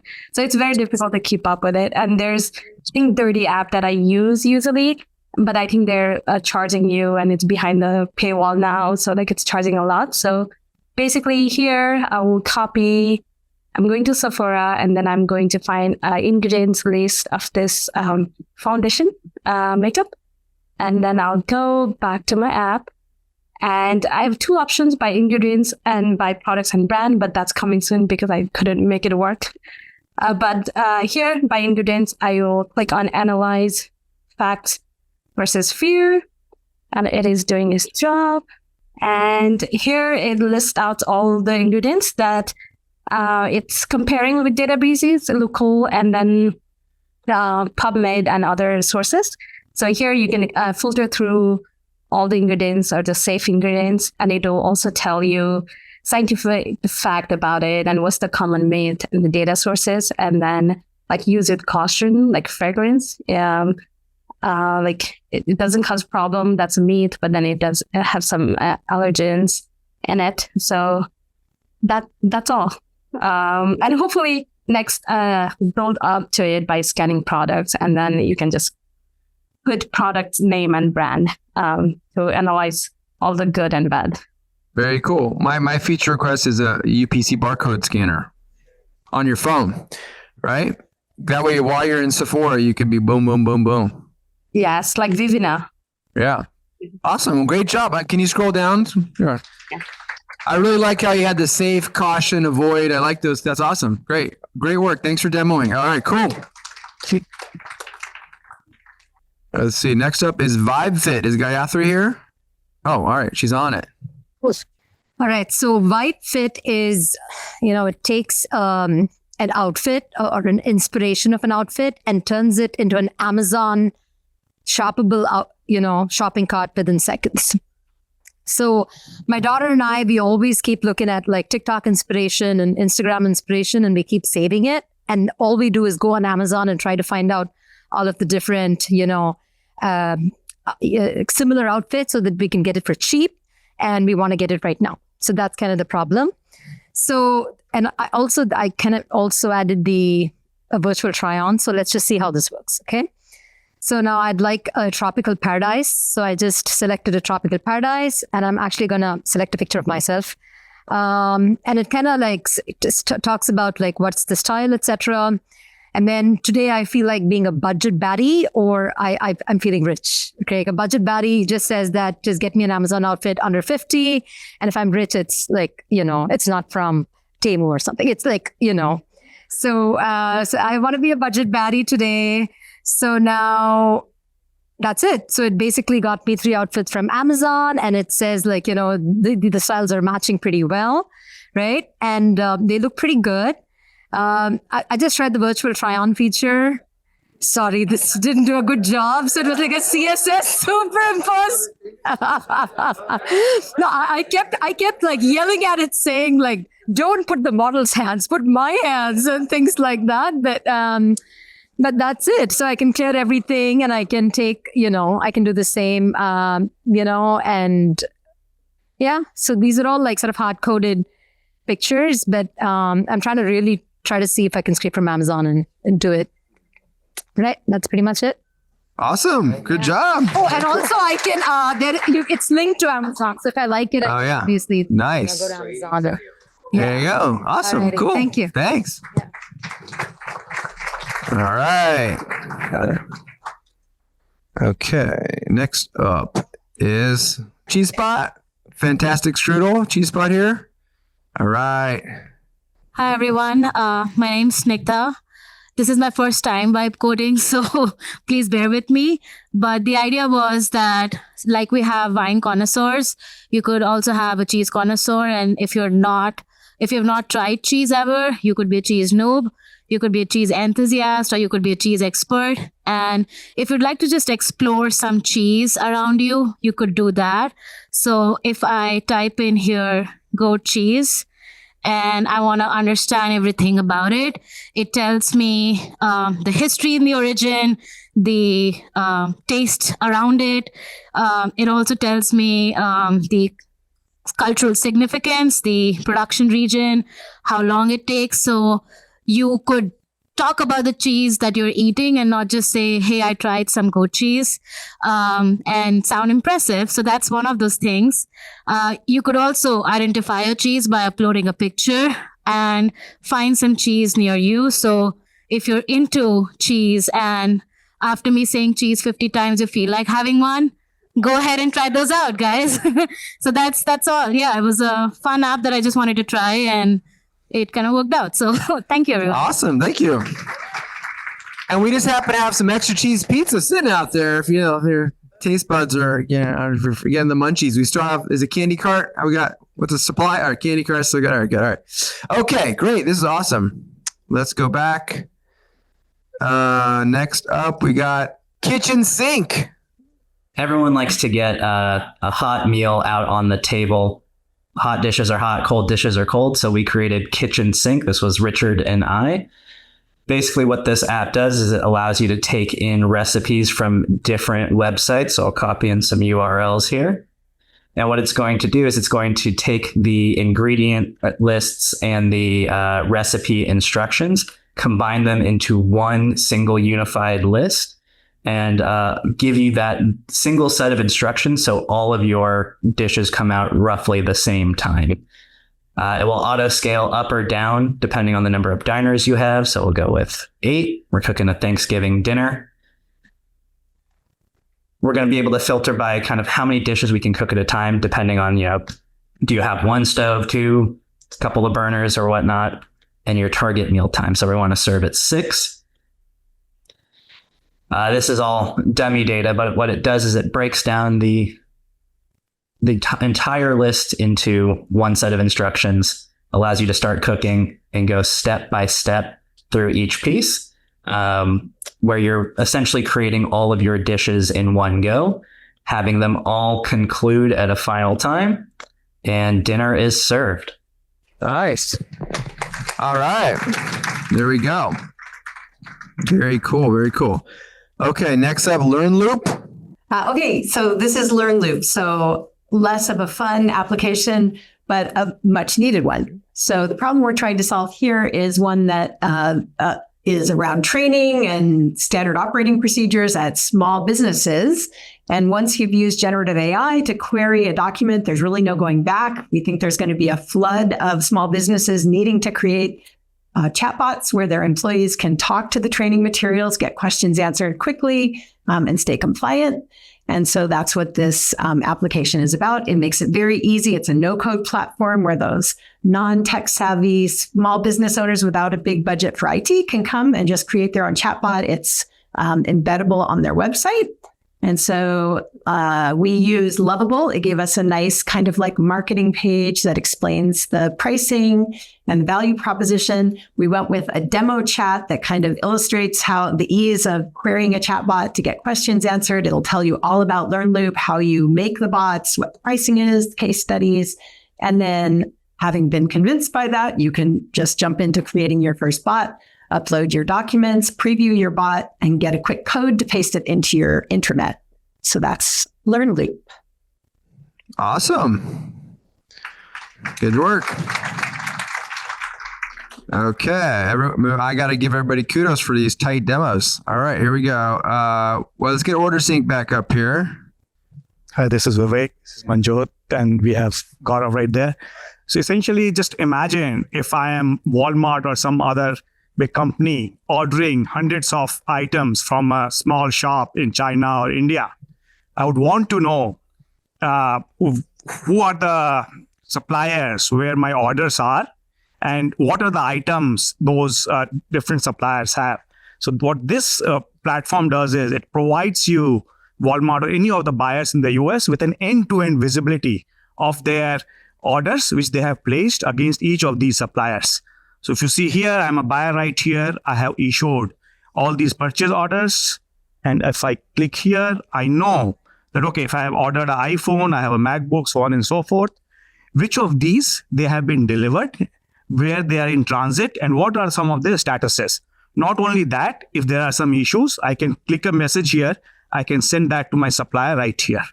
And this is the buyer, right? So I now have complete visibility into my order stack of all the purchase orders and the items. Now, if I'm a shipper who is a small shop right there, I now know that which are all the orders I have received. I can acknowledge it right here. And I say, hey, look, Walmart, I have received it and I'm working on it. And then I have all the analytics right here. And what I have is, we see, okay, which are the total suppliers, who is the preferred one, what are the active orders, and I know that, okay, next time if supplier A is better than supplier B, then I need to send my orders to supplier B. So the bottom line here is that we have one platform where I have visibility and I can collaborate with all of my suppliers across the world. Great, awesome. Clearly, you guys put a lot of thought, a lot of detail in there. I like that. A lot of attention to detail. All right, cool. Yeah, we're just gonna keep doing those. If you want to punch out, peace out. It's all good, no worries. Like I said, we'll be getting back. We'll review and do the winners here. So next up is Volunteer Connect. Rocky. Thank you, Dan, for the opportunity. So basically looking to create something useful for the community.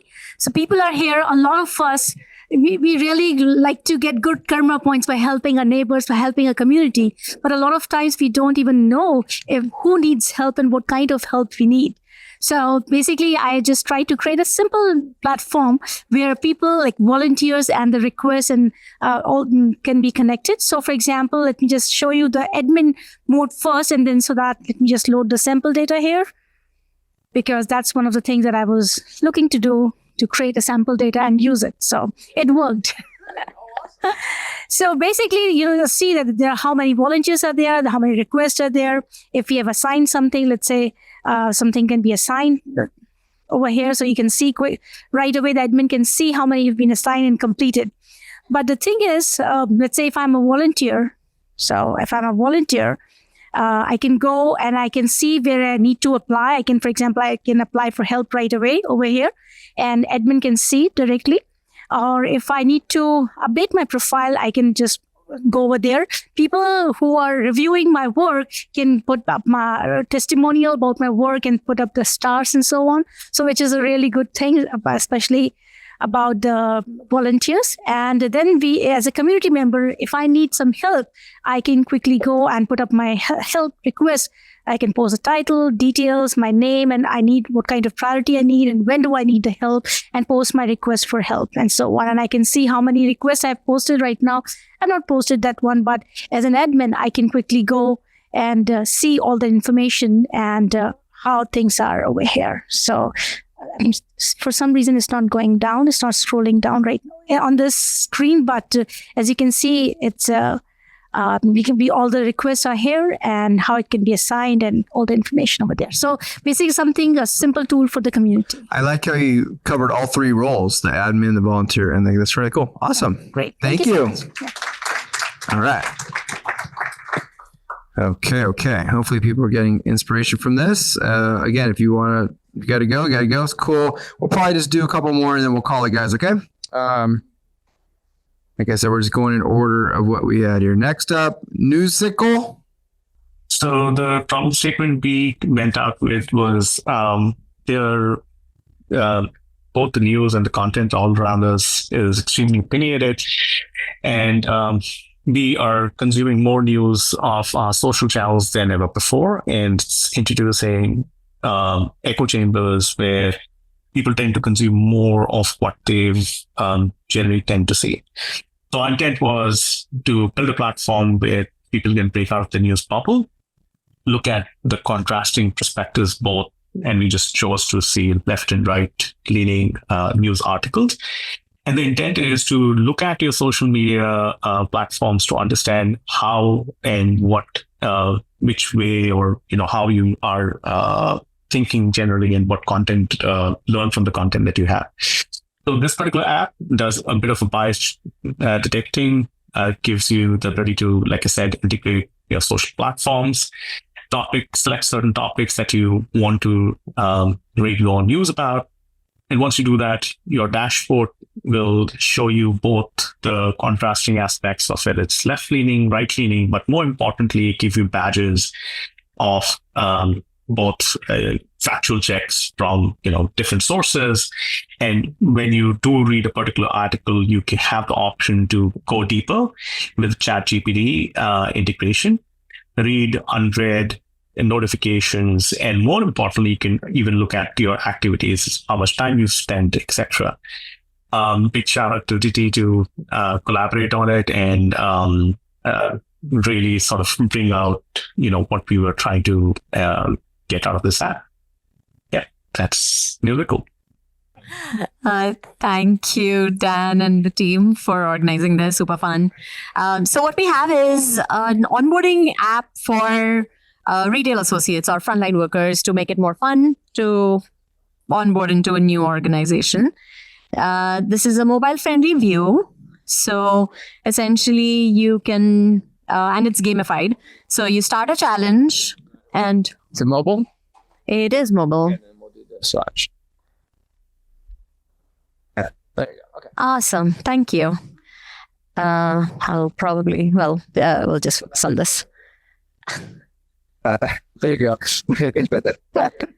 Okay. So this is the homepage. Super gamified. And then you start a challenge.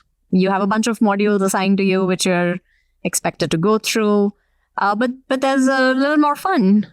So what we did is asked Bolt to generate some sample data as well for each of the activity types. So we didn't have to input any of the content here. But yeah, let's see. Customer greeting. So I will select some options and I say complete modules and I get points for it. Also reflected here is the progress and how the different teams are doing and what the leaderboard is like. So yeah, this is what we have. Very cool. I like it. I like the mobile design. It looks good. Nice. Thank you. All right. Okay, next up, room 6. So yeah, we were trying to develop a wine for me app that got stuck. So we had a plan B. Anyway, so this is the nice way to pivot. Yeah, Teach Smart. So Teach Smart is a very simple app for parents, home tutors, or parents who home tutor their kids, or teenagers who want to tutor their siblings. And what it does is that it takes any topic that you want to teach and breaks it down and personalizes it based on the kids' interests. So this is a basic profile where you capture things like what do they like in terms of games, movies, books and characters, what do they like to do with their friends. And so you capture a learning profile of the kid and what their attention span is, because this also is one of the big challenges. What kind of personality do they have? What kind of communication style do they prefer? Do they like to get verbal praise and things like that? And even some neurodiverse attributes. Once you've done that, then what you can do is you can go and create a teaching plan for, let's say, I want to teach photosynthesis or Newton's first law or something like that. So here I've created a few plans. So let's look at the Newton's first law one. And this is for Emma, and she likes to play soccer and Monopoly. And what it does is it creates a plan to fit in the time frame that you want to get done, creates the quizzes to check her understanding, some real world examples for critical thinking, and then track her progress. Nice. That's it. Really cool. I like the design. Which tool did you use? I used this Vercel. Okay, yeah, looks good. I would have guessed Lovable. Yeah, awesome, cool. Okay. I read this one really quick. I thought it said cranky caregiver. It's CureLink caregiver. It's a little more friendly. Is Karen here? All right, let's do it. So, how many of you have called your elderly parents and asked, "Did you take your meditation today?" So you hear that familiar pause, maybe a sigh. They feel like you are treating them like a child. So there's a since every family knows. So, but there's another scenario. So your parents know that Eunice have diabetes, heart disease, but after a while, medication change. Maybe the doctor update a prescription. Maybe they want to know what to adjust next. So confusion sets in. So one wrong pill and there are many real risks. So how do we solve this challenge? Let me show you exactly how CureLink addresses this problem, making meditation management safe, simple, and stress-free for every family. Okay, so Let me show you the demo. So for example, you are the daughter, Sarah. So it's very simple. You just set up the reminder here. You put the task like morning medication. Morning.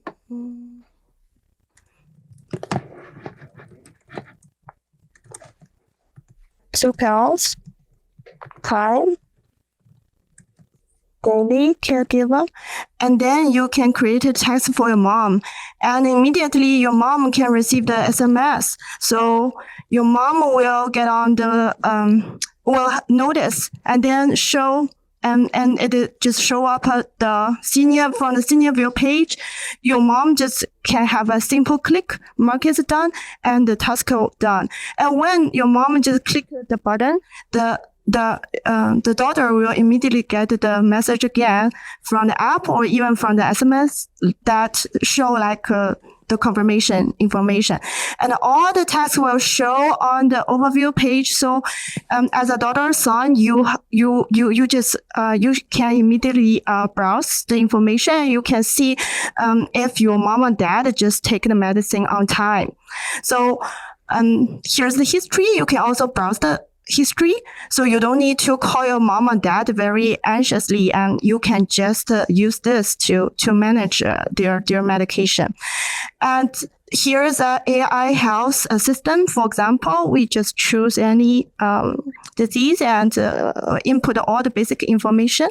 And here's the personalized healthy plan.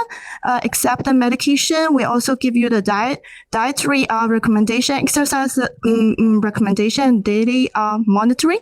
So we also give you the notice. You should refer to the doctor's advice, but this is also advanced feature that if you have any question about the effects of the medication, you can also refer to our suggestion and to see if anything can improve for your family's health. Yeah. Great. This is awesome. Sure. Yeah, feature request. Put a picture. Prove that you eat it.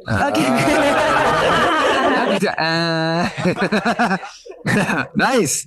I like that. That's obviously a real world use case application. That's awesome. Okay, one sec. Check in with our chat friends. Cool. Okay. All right. Let's see. Next up. That was CureLink. Product manager mentor sadly is not demoing. I was curious what they did. Okay. Heads down. Lai Jing Chu. All right. Come on up. Yeah, I called it Heads Down, but at first it was just called like a project management tracker. I was not really trying to do anything to sell to anybody else except for myself, because I'm really tired from all the multitasking every day, juggling so many projects, and they all then proliferate into many tasks, and many tasks proliferate into a lot of documents, and I'm trying to wrangle them, and my head is very tired. So I thought, what if I come in here and there's a focus mode that tells me 3 things I have to do every day and nothing else, and it prioritizes it for me. That's about it. And then I started to and then here there's just like a very generic type looking dashboard that has everything. And then you go in there, it just tracks, it breaks down. You can add tasks for any big projects that you need to do. And then when it's done, you can put in a documentation. And whatever this is, I'll just say let's put in a random link, right? Video of something, and then whatever it is, and then it will then appear all here. So I have all my docs in one library. But I was actually trying to play with the calendar integration on Google. It actually worked, so I can. Yeah, it was really interesting. So I could create a task here, whatever it is. Wait, add task. Let me see. Test. Is it still here? I'm not even really sure. Oh, where did it go? Calendar. Maybe it would disappeared at one point, but I was able to have a button that then adds it somewhere. Save stakeholder notes. That button may have disappeared somewhere down the line, but it is it was there. But add to calendar. So this is the calendar link. Hey, there you go. Yeah, so like Nice. so I could then start to add tasks into my calendar. I don't think it's like fully built out yet. And then I started to try to see if I could reverse that so that I can see what I have and then reverse create a task based on the meeting as the deadline. Nice. Because that's like the mental Tetris you're doing every day. So yeah, but I don't think it's fully there, but that's the idea. So I'm just like, it's more of an inspo right now. Cool. That's it. It's got a lot of functionality. It's very feature rich. Awesome. And you know what it made me think of? Someone was like saying, why? I'm going to copy AHA. Why am I paying those guys? Imagine if you got some to-do app that you like, you kind of like it. It's 80%, but you want to make it your own. You can make your own personal to-do app with exactly the field you want. Ditch the field you don't want. Make the UI what you want, right? So you can totally personalize it. All right. Okay, next up is Meal Matcher, Brian Luke. All right. Hi. So at the end of each workday, my 5 to 6 p.m. text message conversation with my wife is deciding about what to eat for dinner, each providing our own preferences with the other one rejecting the suggestion. So to resolve this pain point, we created a referee to help solve this solution because sometimes when the wife says, whatever you want, it's a trap. All right. There's 2 features we want to show based on what Brian said. Preference is so important because if I go to this website, Meal Matcher, I want to tell them I am actually a vegan and I wanted to do maybe Thai. And, I'm super less patient and I only decision I want food immediately. So I would select 30 minutes max. So I would select my budget as well. So it would get my meal suggestion, like what I want. So here you go, that you can see the preference I have. But if I really want to order it, here it is. Like I could literally just go to DoorDash, order my food. Now, the other feature we have is think about the group setting decisions. So yeah, a lot of times we were as a group, either as a family or as part of your team, we want to order some food. All you have to go is go select as team, have your selection, and we can even send it across to other people. They can have their selections as well, which can be integrated along with our app. And down you go. You can copy the link, share it as well, and you can generate group suggestions. It gives you the average max, whether it's excellent match, good max, the confidence level. And as said, it also integrates with any of your apps like, give me a second, along with your DoorDash or any other Uber Eats. DoorDash is currently 42 million active users. Even if you're going to tap like 1%, we have enough number of users and it's 2.5 billion. What is their revenue? Definitely we have a great place to even monetize our product. And then you're lucky. Now, so many people left here. Imagine how much DoorDash make last year. That's 10 billion. We take 1%, just 1%, $1 million. So keep that in mind. All right. Awesome. Good job, team. Good. Thank you. Yeah. All right. All right. Vibe concert. Lily Shy. We should have been playing Vibe concert tunes this whole time. Let me hold up here. Live music discovery. Yeah. Ooh, I think okay. All right, here you go. So in my 20s, I went out. I loved live music. It was lots of fun. I knew this place was good on Friday night. They didn't have good bands on Saturday. Great. Then my 30s and the kids. Now I have no idea. Where do you go to see good music anymore? Which venues are good? Which bands do I like? So this service solves a problem. There is a short onboarding. Can you type since you've done it so many times? So you got to tell it to start out like where you're located. That could be integrated into a phone eventually. And then you set a few preferences at the beginning. Over time, the app will follow what things you click on and fine tune your preferences. But you start out this way with the preferences and the venues. Do you like big venues, small venues, outdoors, all that? And it comes up with recommendations. So we've got 2 different views. Here's the card view. So you get a sense of, who's playing where, I think the times of the shows, all that kind of stuff. There's also a map view. If you want to, how are we doing? Oh yeah, you can buy the tickets. Sorry. You can listen to the band. Yes. There's right there. I mean, obviously not hooked up. We had 2 hours, but yeah. So it'll collect the local music for you and let you know what's going on. And over time, it will get better and better at filtering on the venues and the kinds of music that you like. Yeah. And here's the map view. If you'd rather kind of say, I need something near me tonight, or I feel like going over to my friend's side of town. Oh, yeah. It's just the development mode one. But that's just for the. Oh, I see. Yeah. So that's Vibe Concerts. We did both. It's awesome. All right. Question. Yeah. What we use for the data. Yeah. And I took on the job of like just gonna go scrape the shoreline or monitor. While I was doing that, it pulled its own. Exactly. It usually will pull fake data. So you don't. Yeah. If you need I need to see what it looks like with a table of 100, then you go generate a bunch in ChatGPT and yada yada. But all right, let's see this aha knockoff, buddy. Let's take him out of business. Here we go. Thanks, everyone. So do you know how much money you are paying in your company for AHA license? Okay. Probably if you have 100 users, you are paying $1 million to them. That's the cost of the AHA license. And how much you are using it? Probably you're using to add a feature and show a roadmap and then integrate with your Jira. That's what you're doing. So it just took initial 10 minutes for me to come up with this dashboard where you can see how many features completed and all those things. And then here you have a list of features and you can see the roadmap, based on the release which you are assigning to the features, you get this roadmap view and you get a cool analytics which says, where exactly your feature is in, how much is completed, what is in progress.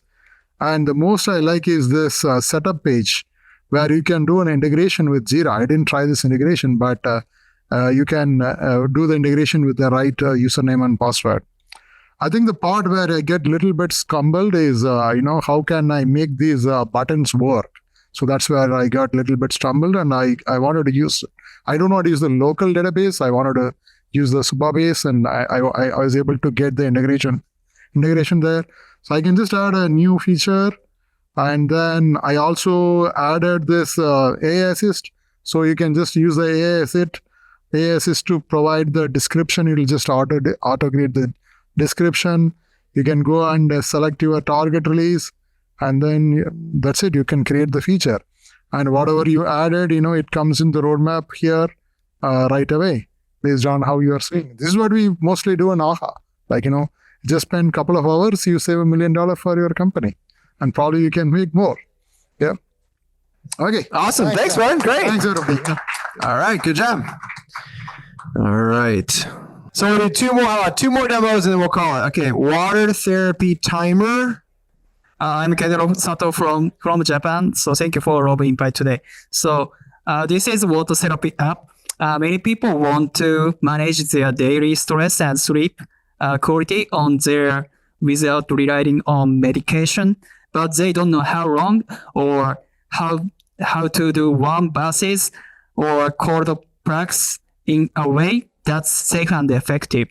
HydroCoach is a one-tap safety-first timer app for water-based self-care. Choose a mode, warm bath, or cold pan, or contrast upgrades. And I choose cold pan and set timer duration, 7 minutes in, and choose temperature, 15. So based on input information, this app automatically predict intensity level for body damage or water intensity. So, and before start timer, we have to agree the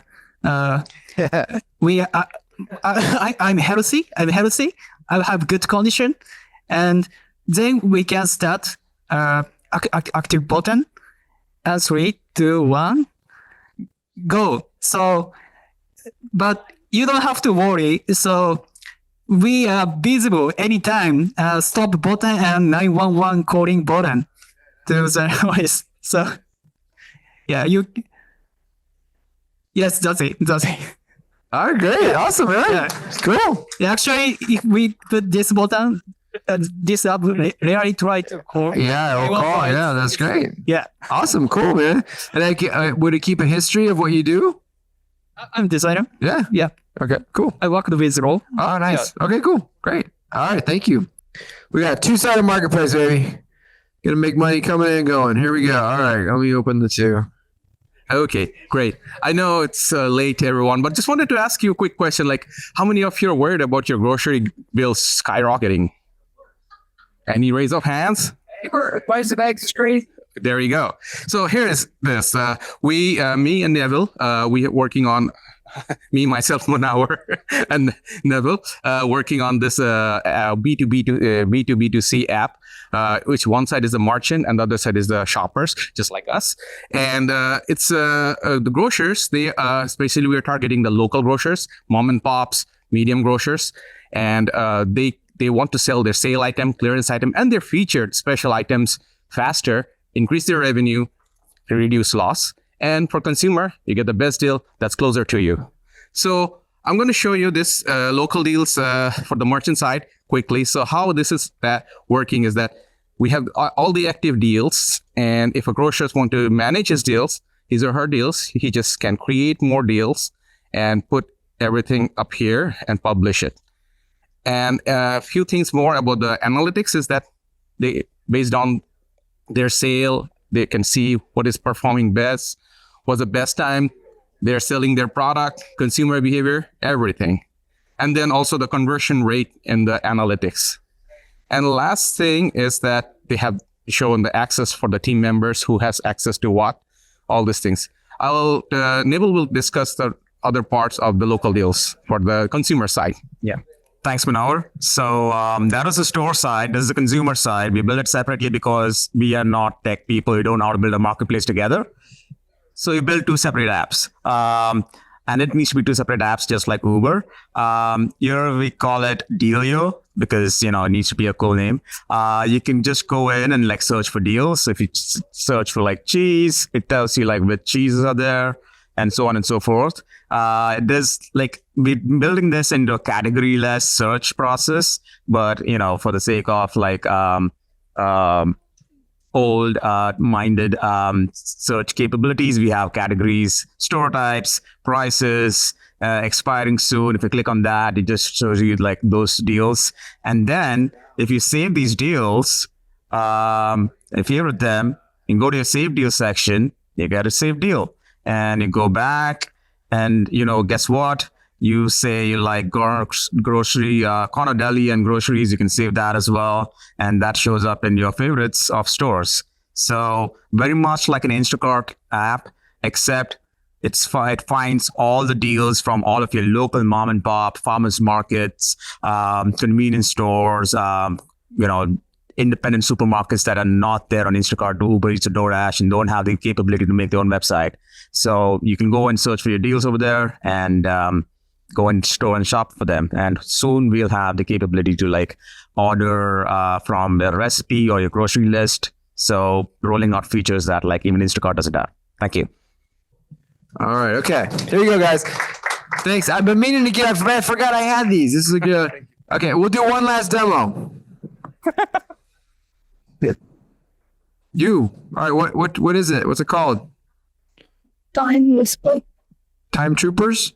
Time Whisper. Okay. The Time Whisper. Here we go. All right. Here's your mic. Last demo, guys. Yeah, sorry about that. It's okay. So I'm going to keep it very quick. So it's about a use case where, let's say you always keep feeling like you're working after, your real work actually starts after 5 p.m., right? So that's the tagline. And I do feel that a lot.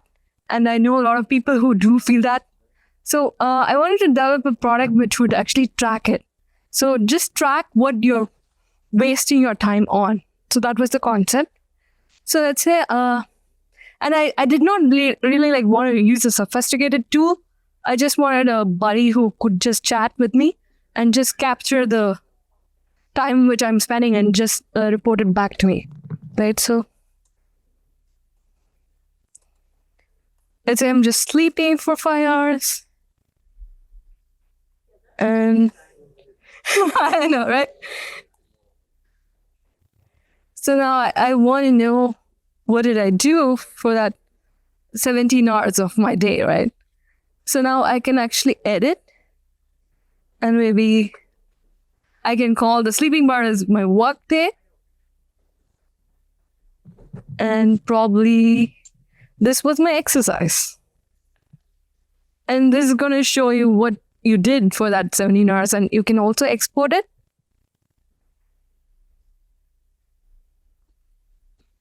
And it will actually give you an entire picture of your week. Nice. Thanks for doing it. There you go. Okay, I forgot that I had these amazing medals to give out for people that's demoed for sure. But if you submitted, so if you submitted, we have to cut it off. We're going to cut it off, guys, because it's getting late. But if you submitted and didn't demo, then please come up here. I'll give you a medal. Thank you, everybody. I'm super excited. I'm super excited that y'all stayed this light. That tells me that people are excited and engaged. I really appreciate it. And I will be sending a survey out. And I wish we had time to do all the demos, but we just have to cut it. We have so much interest that it's hard there. So I just want to thank Jorge again for all your help, buddy. Appreciate it. And our mentors, I see Rob's still here. George, thank you. Everybody, Conrad, thank you, bud. I appreciate it, everybody. And yeah, so appreciate it.